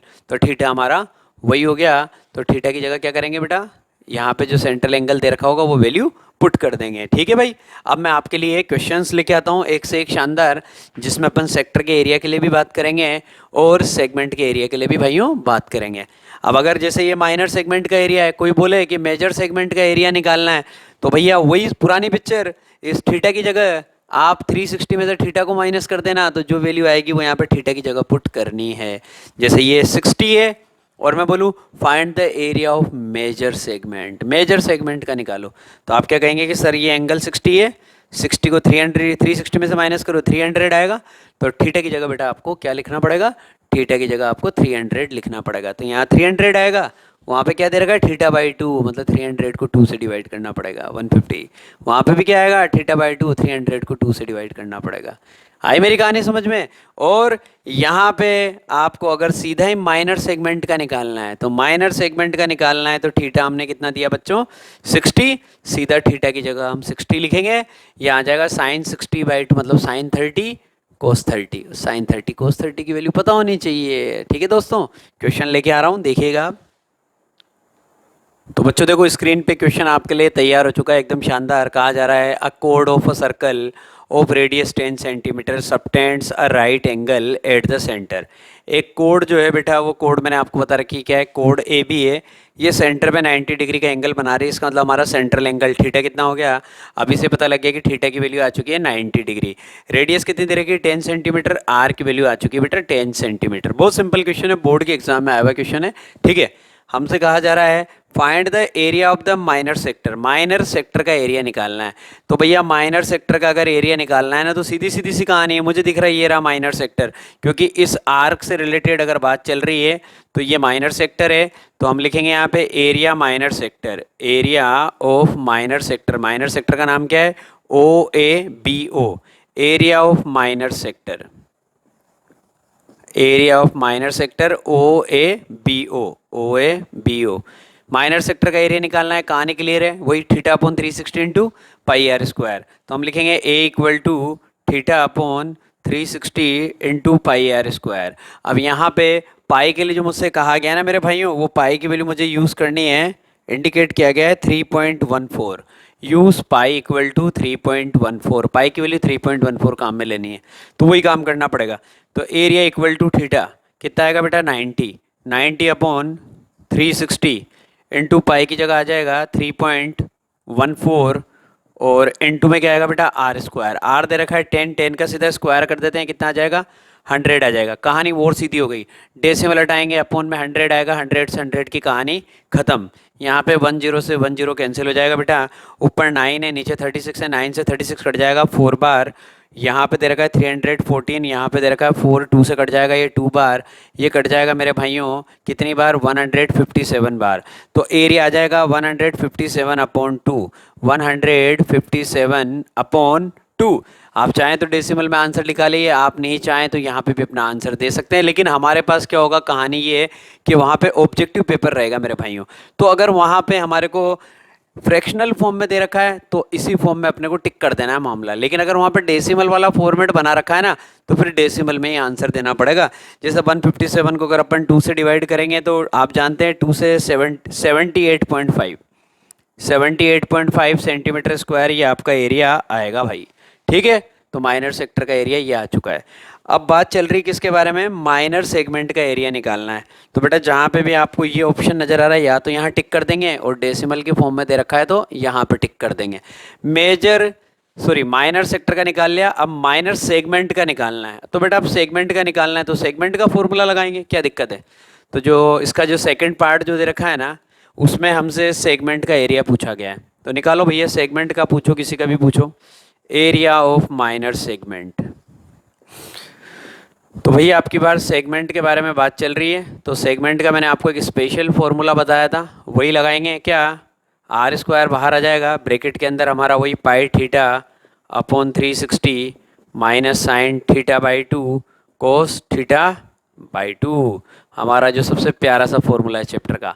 Are कितना दे रखा है बेटा 10 का स्क्वायर कर दीजिए 100, ब्रैकेट के अंदर पाई 3.14, थीटा हमारा कितना है बेटा, सेंट्रल एंगल 90 डिग्री दे रखा है, डिवाइडेड बाय 360 माइनस, यहाँ से कहानी इंपॉर्टेंट है, साइन थीटा बाई 2, मतलब थीटा कितना है 90 को 2 से डिवाइड करना है, तो 90 डिवाइडेड बाई 2 45 डिग्री, तो साइन 45 डिग्री, साइन 45 डिग्री, और इनके बीच में कुछ भी नहीं, मतलब मल्टीप्लाई चल रहा है बेटा, कोस 45 डिग्री, साइन 45 कोस 45, ठीक है।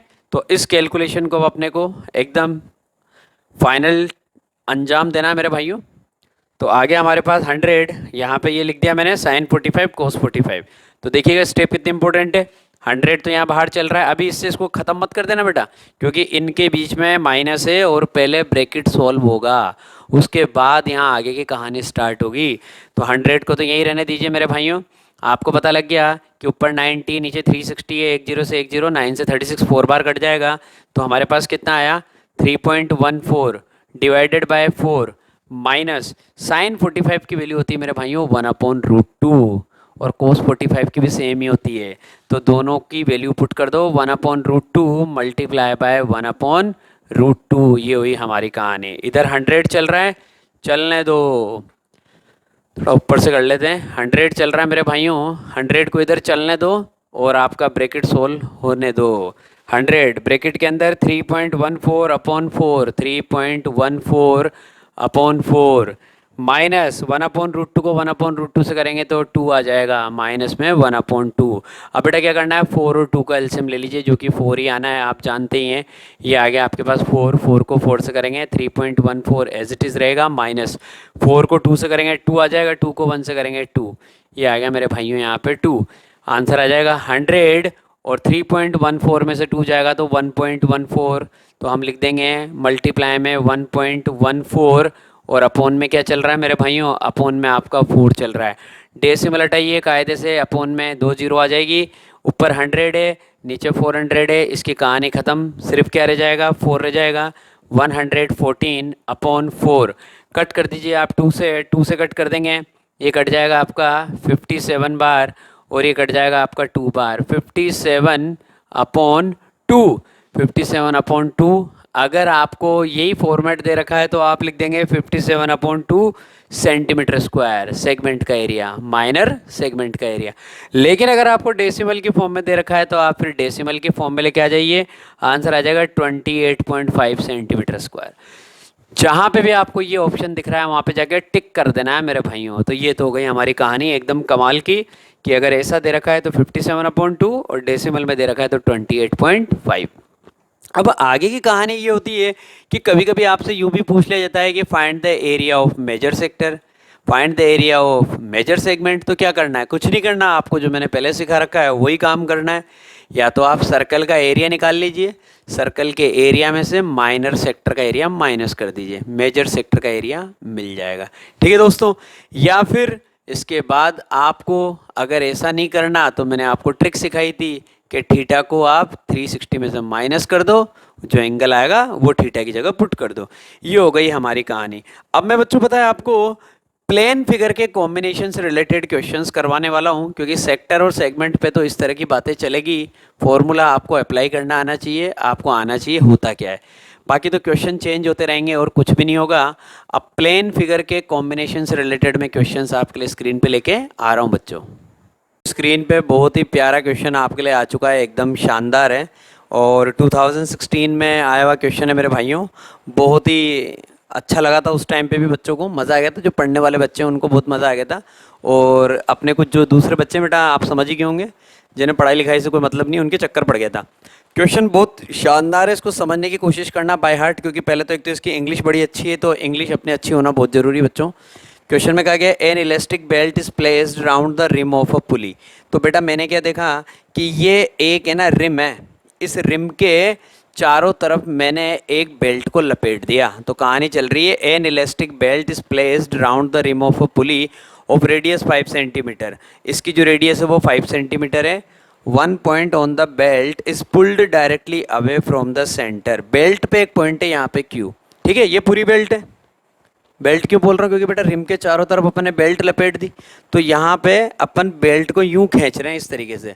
तो जैसे ही मैं बेल्ट को मेरे भाइयों यूं खींच रहा हूँ ना इस तरीके से, तो मैं खींच के यहाँ तक लेके आ गया पी पॉइंट तक। ठीक है कहानी, तो मैंने ये वाला काम कर दिया। और ओ से जो पी की डिस्टेंस है, सेंटर से उस वाले पॉइंट की जो डिस्टेंस है that is 10 centimetre.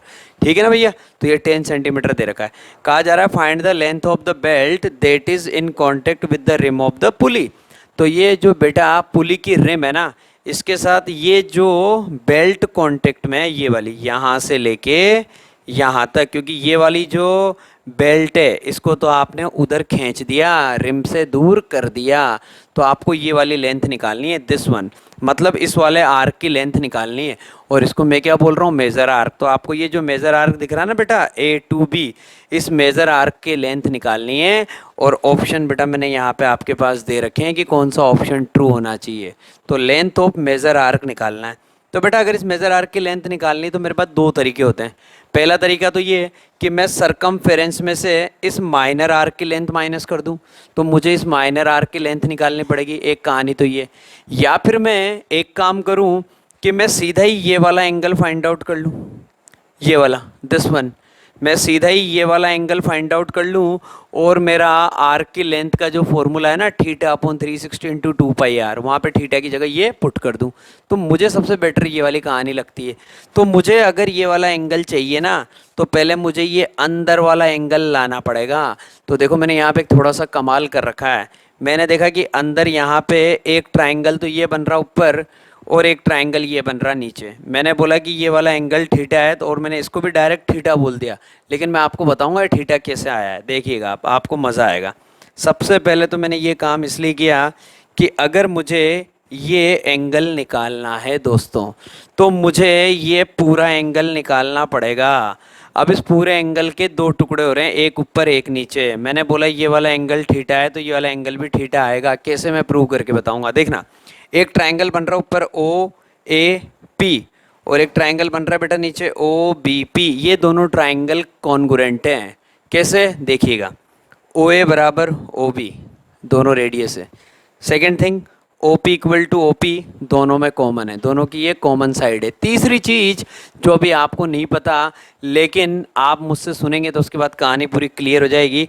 A P बराबर पी बी, ऐसा है। ऐसा पता है क्यों? क्योंकि देखिए बाहर एक पॉइंट है बेटा पी, इस पॉइंट पी से आपने एक स्ट्रेट लाइन ड्रॉ कर रखी पी ए, और एक स्ट्रेट लाइन ड्रॉ कर रखी पी बी, जो कि आप जानते हैं बहुत अच्छे से कि बेटा ऐसी स्ट्रेट लाइन जो सर्कल को एक जगह कट करे या टच करे उसको बोलते हैं टेंजेंट। तो ये पी ए और पी बी क्या है, टेंजेंट है। और एक थ्योरम होती है कि एक्सटर्नल पॉइंट से जो टेंजेंट ड्रॉ करते हैं ना, एक्सटर्नल पॉइंट से एक तो टेंजेंट ड्रॉ किया मैंने पी ए, और एक टेंजेंट ड्रॉ किया मैंने पी बी, दोनों की लेंथ बराबर होती है। ये फिक्स है कहानी, खोपड़ी में आप याद करना, सेट करके रख लेना। Tangents drawn from an external point to a circle are equal in length, मतलब पी ए जो है ना वो किसके बराबर आएगा बेटा, पी बी के बराबर आएगा। पहली कहानी तो ये क्लियर हो गई, ठीक है। तो अब हमें पता लग गया कि पी ए पी बी के बराबर है, ओ ए ओ बी के बराबर है, और O P equal to O P common है। तो ये दोनों ट्राइंगल कॉन्गुरेंट हैं। अगर ये दोनों ट्राइंगल कॉन्गुरेंट हैं तो मेरे भाइयों सीपीसीटी से कोरस्पॉन्डिंग पार्ट बराबर होते हैं। इसलिए अगर ये एंगल थीटा है तो ये भी थीटा आएगा। बड़ा इंपॉर्टेंट क्वेश्चन है और बड़ा यूनिक है। इसलिए ये एंगल थीटा है तो ये वाला एंगल भी क्या आ गया बेटा, थीटा आ गया। तो टोटल एंगल कितना हो गया मेरे पास, टोटल एंगल हो गया मेरे पास 2 थीटा, ठीक है। तो अगर थीटा की वैल्यू पता लग जाए तो उसका डबल कर दूंगा और फिर उसको 360 में से माइनस कर दूंगा। तो बेटा ये थीटा मैं कैसे लाऊं, तो लफड़ा ये है। देखिए ये तो रही मेरी रेडियस ओ ए, और ये रहा मेरा टेंजेंट ए पी। तो एक और यूनिक थ्योरम होती है, radius and tangent are perpendicular to each other through the point of contact. मेरी ये थ्योरम आप हमेशा याद रखिएगा। भाइयों एक थ्योरम तो आपको पता लगी गई कि एक्सटर्नल पॉइंट से जो टेंजेंट ड्रॉ करते हैं उनकी लेंथ बराबर होती है, उससे मैंने कॉन्ग्रुएंट किया था। एक थ्योरम होती है radius and tangent, radius and tangent are perpendicular to each other through the point of contact, through the point of contact. Radius and tangent are perpendicular to each other through the point of contact. इसलिए मेरे भाइयों ये वाला angle 90 degree हो जाएगा और ये वाला एंगल भी 90 डिग्री हो जाएगा। और वैसे ही पता है हमें तो कि दोनों ट्राइंगल कॉन्ग्रुएंट है। तो एक तो ये कहानी क्लियर हो गई। अब इस ट्राइंगल के अंदर मैं ट्रिग्नोमेट्री लगा सकता हूँ। अब मैं ट्रिग्नोमेट्री लगाने के लिए कैपेबल हूँ। तो बेटा अब इस ट्राइंगल के अंदर मुझे ट्रिग्नोमेट्री लगानी है ना, तो अब ज़िंदगी का मज़ा आ जाएगा, देखना आप। अब जैसे ही मैं इस ट्राइंगल के अंदर बेटा ट्रिग्नोमेट्री के बारे में बात करूंगा तो मैं आपसे क्या बोलूँगा कि बेटा सबसे पहले मुझे इस ट्राइंगल के अंदर ट्रिग्नोमेट्री लगानी है। मुझे एक चीज़ पता है कि यार यहाँ पे ये एंगल थीटा है, एंगल के सामने वाली साइड क्या होती है, परपेंडिकुलर। तो बेटा मुझे इस ट्राइंगल में बेस पता है और हाइपोटेनियस पता है। तो बेस और हाइपोटेनियस पे एक रिलेशन बड़ा प्यारा होता है, कौन सा, कोस वाला। तो मैंने in triangle O A P, in triangle O A P by using trigonometry, मैंने क्या बोला बेटा, कोस थीटा। और कोस थीटा होता है बेस अपॉन हाइपोटेनियस। बेस कितना है मेरे भाइयों, ओ ए, और हाइपोटेनियस कितना है, ओ पी। तो हम लिखेंगे ओ ए अपॉन ओ पी। जैसे बेटा करंट सर ओ पी है ना, वैसे यहाँ पे ओ पी कितना है, 10 है। तो बेटा ओ ए अपॉन ओ पी, ओ ए कितना है 5, और ओ पी कितना है 10, 5/10 मतलब 1/2। अब जिन मेरे प्यारे प्यारे दोस्तों को ट्रिग्नोमेट्री बहुत अच्छे से आती है उन्हें मज़ा आ गया यहाँ पे। कोस थीटा की वैल्यू कितनी आ गई, 1/2। अगर कोस थीटा की वैल्यू 1/2 आ गई तो ज़िंदगी का मज़ा आ गया। कोस थीटा कितना आ गया, 1/2। 1/2 कोस में किसकी वैल्यू होती है, कोस 60 की वैल्यू होती है। 1/2 कोस में कोस 60 की वैल्यू होती है। तो कोस थीटा इक्वल टू कोस 60। तो थीटा की वैल्यू आ गई मेरे भाइयों, थीटा इक्वल टू 60 डिग्री। तो मेरे दोस्तों ये एंगल कितना आ गया, 60 डिग्री। अगर ये एंगल 60 है तो फिर ये वाला भी कितना आएगा, ये वाला भी 60 डिग्री आएगा। दोनों को प्लस करने पे कितना हो गया, दोनों को प्लस करने पे हो गया 120 डिग्री। तो बेटा अब अगर मुझे ये वाला एंगल निकालना है, इसका नाम बोल देता हूँ मैं एल्फ़ा। तो यहाँ पे जो हमारा मेजर आर्क जो सेंटर पे एंगल बना रहा है वो मैंने क्या बोल दिया, एल्फ़ा। तो इस एल्फ़ा की वैल्यू मैं कैसे निकालूंगा, इस एल्फ़ा की वैल्यू निकालने के लिए मैं 360 डिग्री में से इसको थीटा के ट्वाइस को, थीटा का ट्वाइस कितना आएगा 120, उसको माइनस कर दूंगा। तो एल्फ़ा की वैल्यू कितनी आ गई बेटा 240 डिग्री। एल्फ़ा की वैल्यू कितनी आ गई, एल्फ़ा की वैल्यू आ गई मेरे पास यहाँ पे 240 डिग्री। आई कि नहीं है मेरी कहानी समझ में, क्योंकि मेरा ये एंगल बेटा कितना है, मेरा ये एंगल 60 डिग्री है। तो मेरा ये वाला एंगल भी कितना हो जाएगा, ये वाला एंगल भी मेरा 60 डिग्री हो जाएगा। 60 + 60 120, और 120 को अगर मैं 360 में से माइनस करूँगा मेरे भाइयों तो एंगल आ जाएगा 240 डिग्री। तो एल्फ़ा की वैल्यू आ गई 240 डिग्री। ठीक है, अब इसके बाद आ जाते हैं बेटा अपन कहाँ पे, अपने टास्क पे। और अपना टास्क क्या है, अपना टास्क ये है कि या तो सीधा ये वाला फॉर्मूला टिका दो, क्या कि भैया हमें किसकी लेंथ निकालनी है, मेज़र आर्क की लेंथ निकालनी है, हमें लेंथ ऑफ मेज़र आर्क निकालना है। तो मेरे भाइयों अगर आपको मेज़र आर्क की लेंथ निकालने के लिए डायरेक्ट फॉर्मूला लगाना है तो लगाइए, length of major arc equal to आप क्या लिखेंगे, थीटा अपॉन 360। लेकिन यहाँ पे एंगल थीटा नहीं बचा अब, ये अब इस एंगल का नाम क्या आ गया मेरे भाइयों, एल्फ़ा।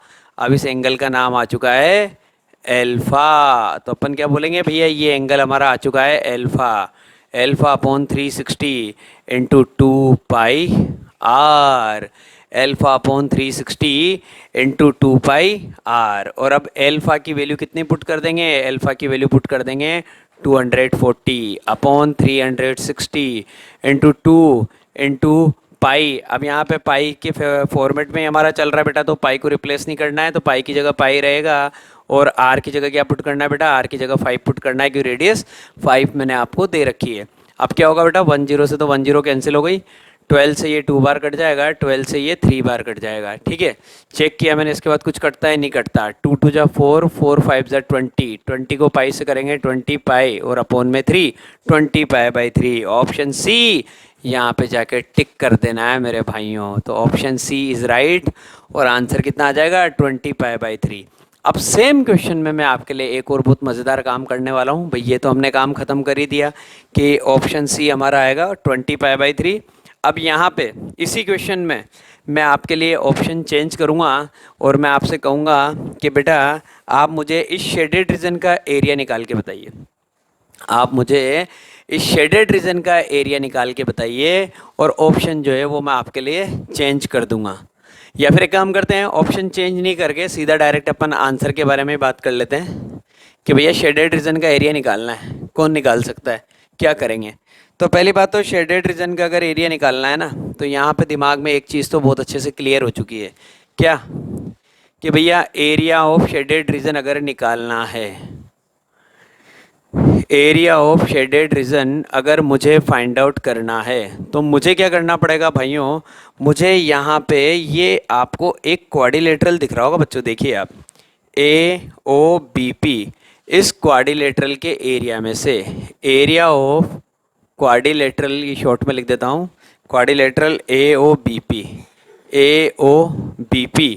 माइनस अपने को इस वाले सेक्टर का एरिया माइनस करना पड़ेगा मेरे प्यारे प्यारे बच्चों। कौन सा सेक्टर, ये रहा अपना AOB, इस AOB सेक्टर का एरिया माइनस करना पड़ेगा, एरिया ऑफ सेक्टर AOB। सबसे इम्पोर्टेंट चीज़ तो ये है कि हमें इस क्वाड्रिलेटरल के एरिया में से इस सेक्टर का एरिया माइनस करना पड़ेगा। अब बच्चा सोचता है कि सर इस क्वाड्रिलेटरल का एरिया कैसे निकाले, बेटा देखो इस क्वाड्रिलेटरल के अंदर दो ट्राइंगल बन रहे हैं, एक ट्राइंगल ऊपर बन रहा है, एक ट्राइंगल नीचे बन रहा है। जो एरिया ऊपर वाले ट्राइंगल का आएगा मेरे भाइयों, वही एरिया नीचे वाले ट्राइंगल का आएगा। तो ऊपर वाले ट्राइंगल का जो एरिया आएगा ना, वही नीचे वाले का आएगा। तो एक काम करते हैं ना, 2 से मल्टीप्लाई कर देते हैं और ऊपर वाले ट्राइंगल का एरिया निकाल देते हैं। तो कैसा आएगा, 2 multiply by area triangle AOP, मतलब AOP ट्राइंगल का आप एरिया निकालिए, उसका ट्वाइस कर दीजिए, वो इस क्वाड्रिलेटरल का एरिया आ जाएगा। माइनस सेक्टर का एरिया तो हमें पता ही है कितना होता है बेटा, theta upon 360 into pi are square. Area के लिए पाई आर स्क्वायर हमेशा लिखना है। और यहाँ पे बेटा थीटा जो है ना वो पूरा ये वाला एंगल आएगा, मतलब 120। यहाँ पे थीटा से मतलब हमारा 60 नहीं है, यहाँ पे थीटा से हमारा मतलब क्या है बेटा, ये पूरा एंगल 120 डिग्री। तो एक काम करते हैं, निकालना स्टार्ट करते हैं। सबसे पहले तो ट्राइंगल का एरिया कैसे निकालेंगे, 2 multiply by area triangle A O P. Triangle का एरिया होता है बेटा half base into height. Base जो है मेरे भाइयों वो कितना है, ओ ए, और आपके पास जो हाइट है ना वो है ए पी। अब ए पी पता ही नहीं है। अब बच्चे सोचते हैं कि ए पी कैसे निकालें। भैया देखो, जब आपके पास ये हाइपोटेनियस 10 पता है, ओ ए आपके पास 5 पता है, तो ए पी को निकालना है ना, तो आप पहले ओ पी के स्क्वायर में से ओ ए के स्क्वायर को माइनस करना पड़ेगा। तो हम क्या लिखेंगे, A P square equal to, भैया हमें पहले ये चाहिए, तो इसका स्क्वायर इक्वल टू हाइपोटेनस का स्क्वायर, ओ पी का स्क्वायर माइनस ओ ए का स्क्वायर। तो A P square equal to, O P कितना है बेटा, ओ पी 10 दे रखा था, तो 10 का स्क्वायर कितना आ जाएगा 100, माइनस ओ ए कितना है 5, 5 का स्क्वायर कितना आ जाएगा 25, 100 में से 25 जाएगा 75 बचेगा। तो ए पी स्क्वायर 75 आया। अगर ए पी स्क्वायर 75 है तो ए पी की वैल्यू निकालने के लिए इसका स्क्वायर रूट करना पड़ेगा। तो हम क्या लिखेंगे, A P equal to root के अंदर 75, और रूट 75 का मतलब होता है बच्चों 25 इंटू 3। 25 इंटू 3 अगर बात करेंगे तो 25 रूट से बाहर आएगा, 5 बन जाएगा, 3 रूट में ही रह जाएगा। तो ए पी की वैल्यू आ गई मेरे भाइयों 5 रूट 3। ए पी की वैल्यू मेरे पास कितनी आ चुकी है, ए पी की वैल्यू आ चुकी है मेरे भाइयों यहाँ पे मेरे पास 5 रूट 3। तो ए पी मुझे पता लग गया, तो ए पी की वैल्यू पुट कर देता हूँ 5 रूट 3।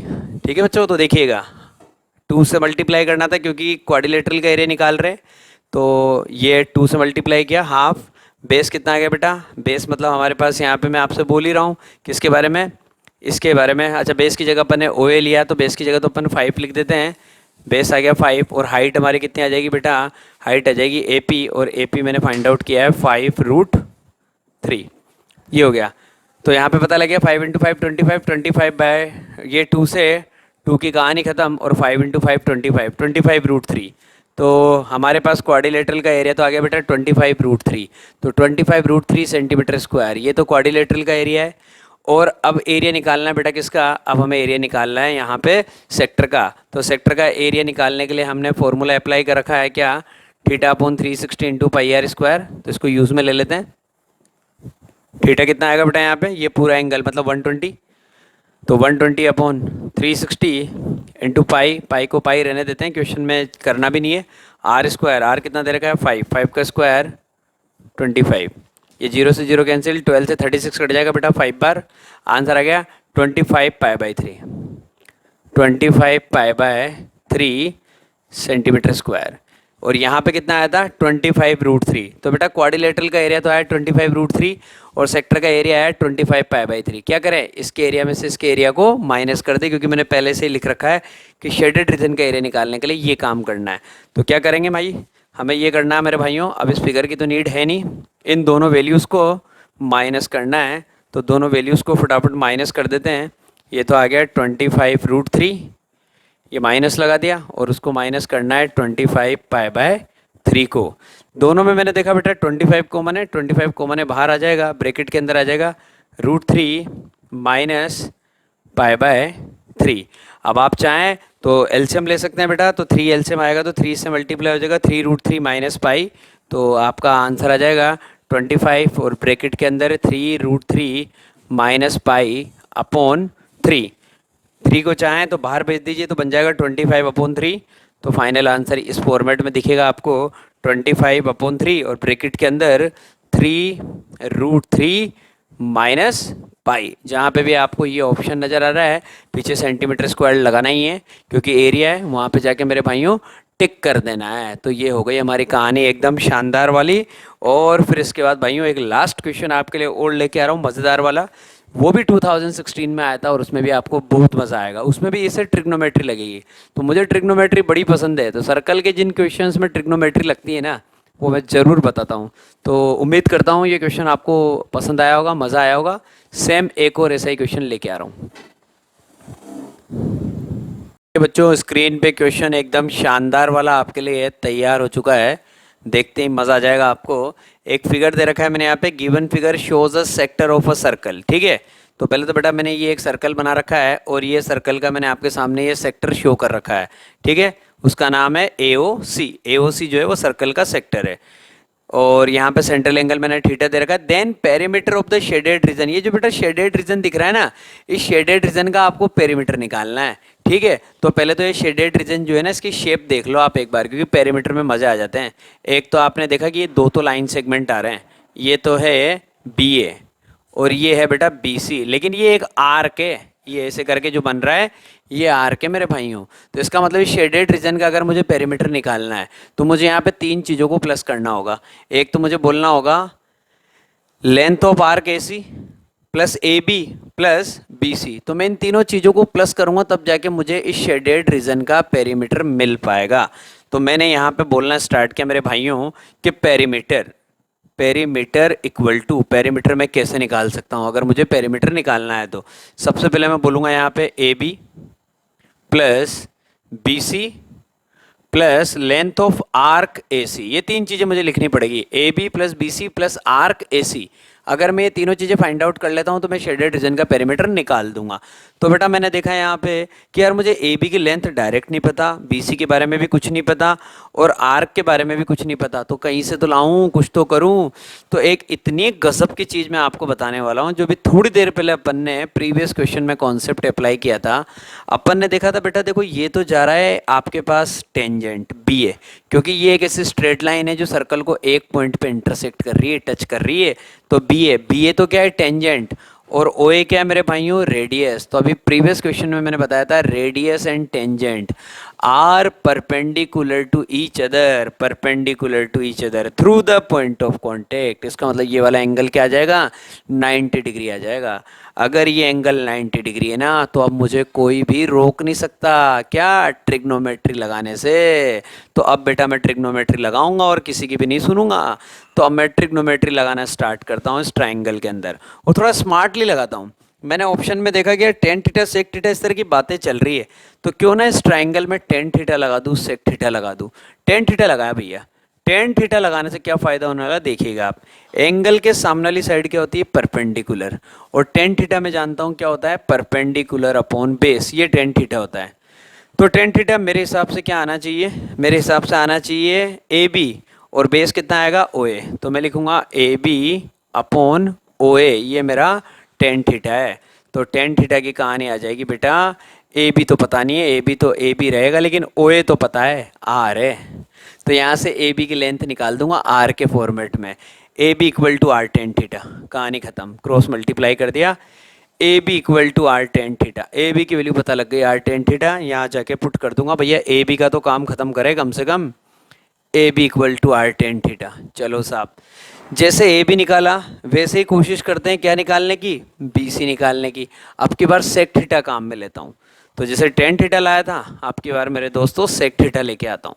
तो देखिएगा सेक थीटा के बारे में बात करेंगे तो सेक थीटा इक्वल टू, सेक क्या होता है मेरे भाइयों, सेक जो होता है ना वो कोस का उल्टा होता है। कोस होता है बेस अपॉन हाइपोटेनियस, तो सेक आएगा हाइपोटेनियस अपॉन बेस। तो सेक थीटा होता है हाइपोटेनियस अपॉन बेस। हाइपोटेनियस क्या होता है, 90 के सामने वाली side, that is OB, that is OB। और OB और अपॉन में क्या है मेरे भाइयों, बेस, बेस कितना है OA, OB अपॉन OA। तो sec theta equal to OB जो है ना वो दो डिस्टेंसेस मतलब दो लेंथ से मिलके बना हुआ है, OC प्लस BC। तो OB की जगह मैं यही लिख दूँ ना यार, क्योंकि OB तो मुझे पता ही नहीं है। OB की जगह लिख दिया मैंने OC प्लस BC और अपॉन में OA को OA रहने दीजिए। अब वैल्यू पुट करते हैं, sec theta equal to OC भी बेटा क्या है, इस सर्कल की रेडियस है, तो OC की जगह भी R लिख दिया R प्लस BC तो निकालना है, और OA कितना है वो भी R है। तो यहाँ से एक कहानी पता लग गई क्या, कि ये R इधर जाएगा क्रॉस मल्टीप्लाई हो जाएगा। तो R sec theta equal to R plus BC। तो BC की वैल्यू पता लग गई यहाँ से कितनी, R सेक थीटा में से R को माइनस कर दीजिए, तो BC आ जाएगा, BC equal to R sec theta minus R। यहाँ जाके पुट कर देंगे BC की जगह। चलो साहब, plus R sec theta minus R, ये लिख दिया हमने बी सी की जगह बी सी की वैल्यू। तो ए बी पता लग गया, बी सी पता लग गया। अब तो आर्क की लेंथ पता लग जाए तो ज़िंदगी का मज़ा आ जाए, जो कि सबसे आसान काम रह गया, क्योंकि आर्क की लेंथ निकालने के लिए हमारे पास डायरेक्ट फॉर्मूला होता है। तो आर्क ए सी, तो length of arc A C, length of arc A C, इसके लिए क्या लिखेंगे बेटा, theta upon 360 into 2 pi r. कहानी ख़त्म। अगर इस आर्क की लेंथ निकालनी है तो सेंट्रल एंगल पता होना चाहिए, theta upon 360 into 2 pi R. तो यहाँ पे मेरे भाइयों, जैसे ही मैंने ये वाली कहानी चेक करी, मुझे पता लग गया कि 2 से 360 कितनी बार कट रहा है, 180 बार। तो यहाँ पे मुझे ऑप्शन मिला क्या, कि 2 से 360 को काट दो 180 बार।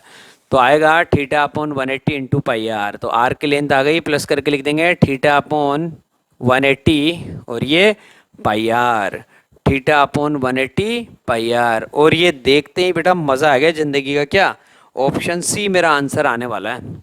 आप सोच रहे होंगे कैसे, देखिएगा अभी। ऑप्शन सी मेरा आंसर आने वाला है। मुझे कुछ नहीं करना, मुझे इस रिजल्ट में सिर्फ आर कॉमन लेना है। ये जो मुझे रिजल्ट मिल रहा है ना मेरे भाइयों, इसमें मुझे आर कॉमन लेना है। जैसे मैंने आर कॉमन लिया, देखिएगा आप, ये आर कॉमन ले लिया। आर कॉमन लेते ही ब्रैकेट में क्या आया, tan theta plus sec theta minus R बाहर आ जाएगा तो क्या रह जाएगा, ओनली 1, और प्लस वहाँ पे रह जाएगा बेटा पाई थीटा अपॉन 180, पाई थीटा अपॉन 180। मैच करा के देख लीजिए आप, आपका ऑप्शन सी राइट है। ये R tan theta plus sec theta pi theta upon 180 -1, pi theta upon 180 -1। बस ये दोनों टर्म जो है इंटरचेंज करनी है, उससे कोई फ़र्क पड़ता भी नहीं। आई कि नहीं है मेरी कहानी समझ में। तो हमें इस शेडेड रीजन का पेरीमीटर पता लग चुका है। अब यहीं पे कमाल की बात और बताने वाला हूँ, वरना क्वेश्चन तो ओवर हो चुका है। ये जो मैंने ऑप्शन डी दिया ना मेरे भाइयों, यहाँ पे देखिए मैंने आपको एक ऑप्शन दे रखा है डी, आर स्क्वायर ब्रैकेट में दिया है ten theta minus pi theta upon 180। पता है ये क्या है, ये इस शेडेड रीजन का एरिया है। तो आपको कंफ्यूज करने के लिए मैंने ये भी दिया था और ये भी दिया था। कई सारे बच्चे क्या करते हैं, पेरीमीटर की जगह एरिया निकाल देते हैं। भैया पेरीमीटर चीज़ अलग है, एरिया चीज़ अलग है। पेरीमीटर निकालना है तो आंसर ये आएगा। अब एरिया निकालना है ना, तो एरिया तो बहुत आसान है यार। एरिया के लिए पता है क्या करना है, एरिया के लिए ज़्यादा पापड़ नहीं बेलना है। एरिया निकालना है शेडेड रीजन का। क्या करेंगे, इस ट्राइंगल के एरिया में से सेक्टर का एरिया माइनस कर देंगे, तो ये मज़ा आने वाला है आपको। तो वो भी अपन निकाल देते हैं हाथों हाथ। तो अब देखिएगा आप, अपने को क्या निकालना है, शेडेड रीजन का एरिया। तो पहले तो अपनी प्रोसेस क्या आएगी, area of shaded region, area of shaded region. भाई अगर एरिया निकालना है तो कैसे निकालेंगे, एरिया ऑफ ट्राइंगल, ट्राइंगल का नाम है बेटा A O B, area of triangle A O B minus area of sector, sector का नाम है क्या बेटा, A O C, A O C sector का एरिया। ट्राइंगल का एरिया कितना होता है मेरे भाइयों, आप जानते हैं राइट एंगल ट्राइंगल है। एरिया बड़ा सिंपल है, half base into height. Base कितना आएगा मेरे भाइयों, बेस आएगा आपका ओ ए, और हाइट जो है वो आपकी कितनी है, ए बी। हाइट है आपकी ए बी। अब आपको ओ ए तो पता है कितना, ओ ए तो रेडियस है आर, और ए बी यहाँ से आएगा। मतलब ये सारे काम तो करने ही पड़ते हैं। तो ए बी कितना आया था, आर टेन थीटा। तो ए बी की जगह आर टेन थीटा मैं पुट करूँगा। ठीक है, पहले मैं ये सेट कर देता हूँ। सेक्टर का एरिया आप जानते ही हैं, theta upon 360 into pi are square. एक एक करके वैल्यू पुट करना स्टार्ट करते हैं बेटा। यहाँ पे कर रहा हूँ 1/2 ओ ए क्या है, रेडियस, रेडियस को मैंने बोला आर, इंटू ए बी कितना है बेटा, R tan theta. A B की जगह लिख दिया आर टेन थीटा, माइनस करना है किसको, this value, theta upon 360 into pi are square. बेटा देखने से पता लग गया कुछ नहीं हो रहा, वहाँ पे आर इंटू आर हो जाएगा आर स्क्वायर, और अपॉन में क्या है 2, R square upon 2 tan theta. ठीक है, लिख देते हैं अपन। ये किया मैंने और रिजल्ट वहाँ पे आया। अब आप देखिएगा आपको क्या करना है, सीधा अब अपन आंसर पे फोकस करेंगे। R square upon 2 tan theta minus theta upon 360 pi are square. Check करने से पता लग गया कि आर स्क्वायर कॉमन है एक तो बेटा, और डिनोमिनेटर में 2 भी कॉमन है, क्योंकि ये फॉर्मेट लेके आना है। आर स्क्वायर अपॉन 2 कॉमन आ गया, ब्रैकेट के अंदर आ गया बेटा मेरे पास कितना, टेन थीटा माइनस यहाँ पे लिखेंगे अपन पाई थीटा अपॉन 180, पाई को पहले लिख देते हैं पाई थीटा अपॉन 180, और डी ऑप्शन जो है वो क्या है, वो शेडेड रीजन का एरिया है। कहानी भी क्लियर हो गई ना यार। आर स्क्वायर अपॉन 2 कॉमन लेते हैं, क्या आ गया टेन थीटा माइनस, और अगर आपने 2 कॉमन लिया है तो 362 से डिवाइड होगा तो क्या रह जाएगा बेटा 180 पाई थीटा अपॉन 180। तो ये बेटा अच्छे अच्छे क्वेश्चंस की कहानी खत्म हो चुकी है। तो इस वन शॉट में बस ये 2 क्वेश्चन और मैंने आपके लिए अलग से इंक्लूड किए हैं, क्योंकि बेटा बहुत ही प्यारे क्वेश्चन थे ये, और मैक्सिमम क्वेश्चन आपने देखे हुए होंगे। ये दोनों क्वेश्चन बहुत यूनिक है, एग्जाम में आए हुए भी हैं और बड़े इंटरेस्टिंग है। इन सभी क्वेश्चंस को वन शॉट में आज मैंने आपको जो जो भी बातें बताई है ना मेरे भाइयों, सारी आपको बहुत अच्छे से तैयार करनी है, ठीक है। और फिर अपन मिलते हैं बेटा एक नए कॉन्सेप्ट के साथ, एक नए चैप्टर के साथ। तब तक के लिए bye bye, have a nice day भाइयों।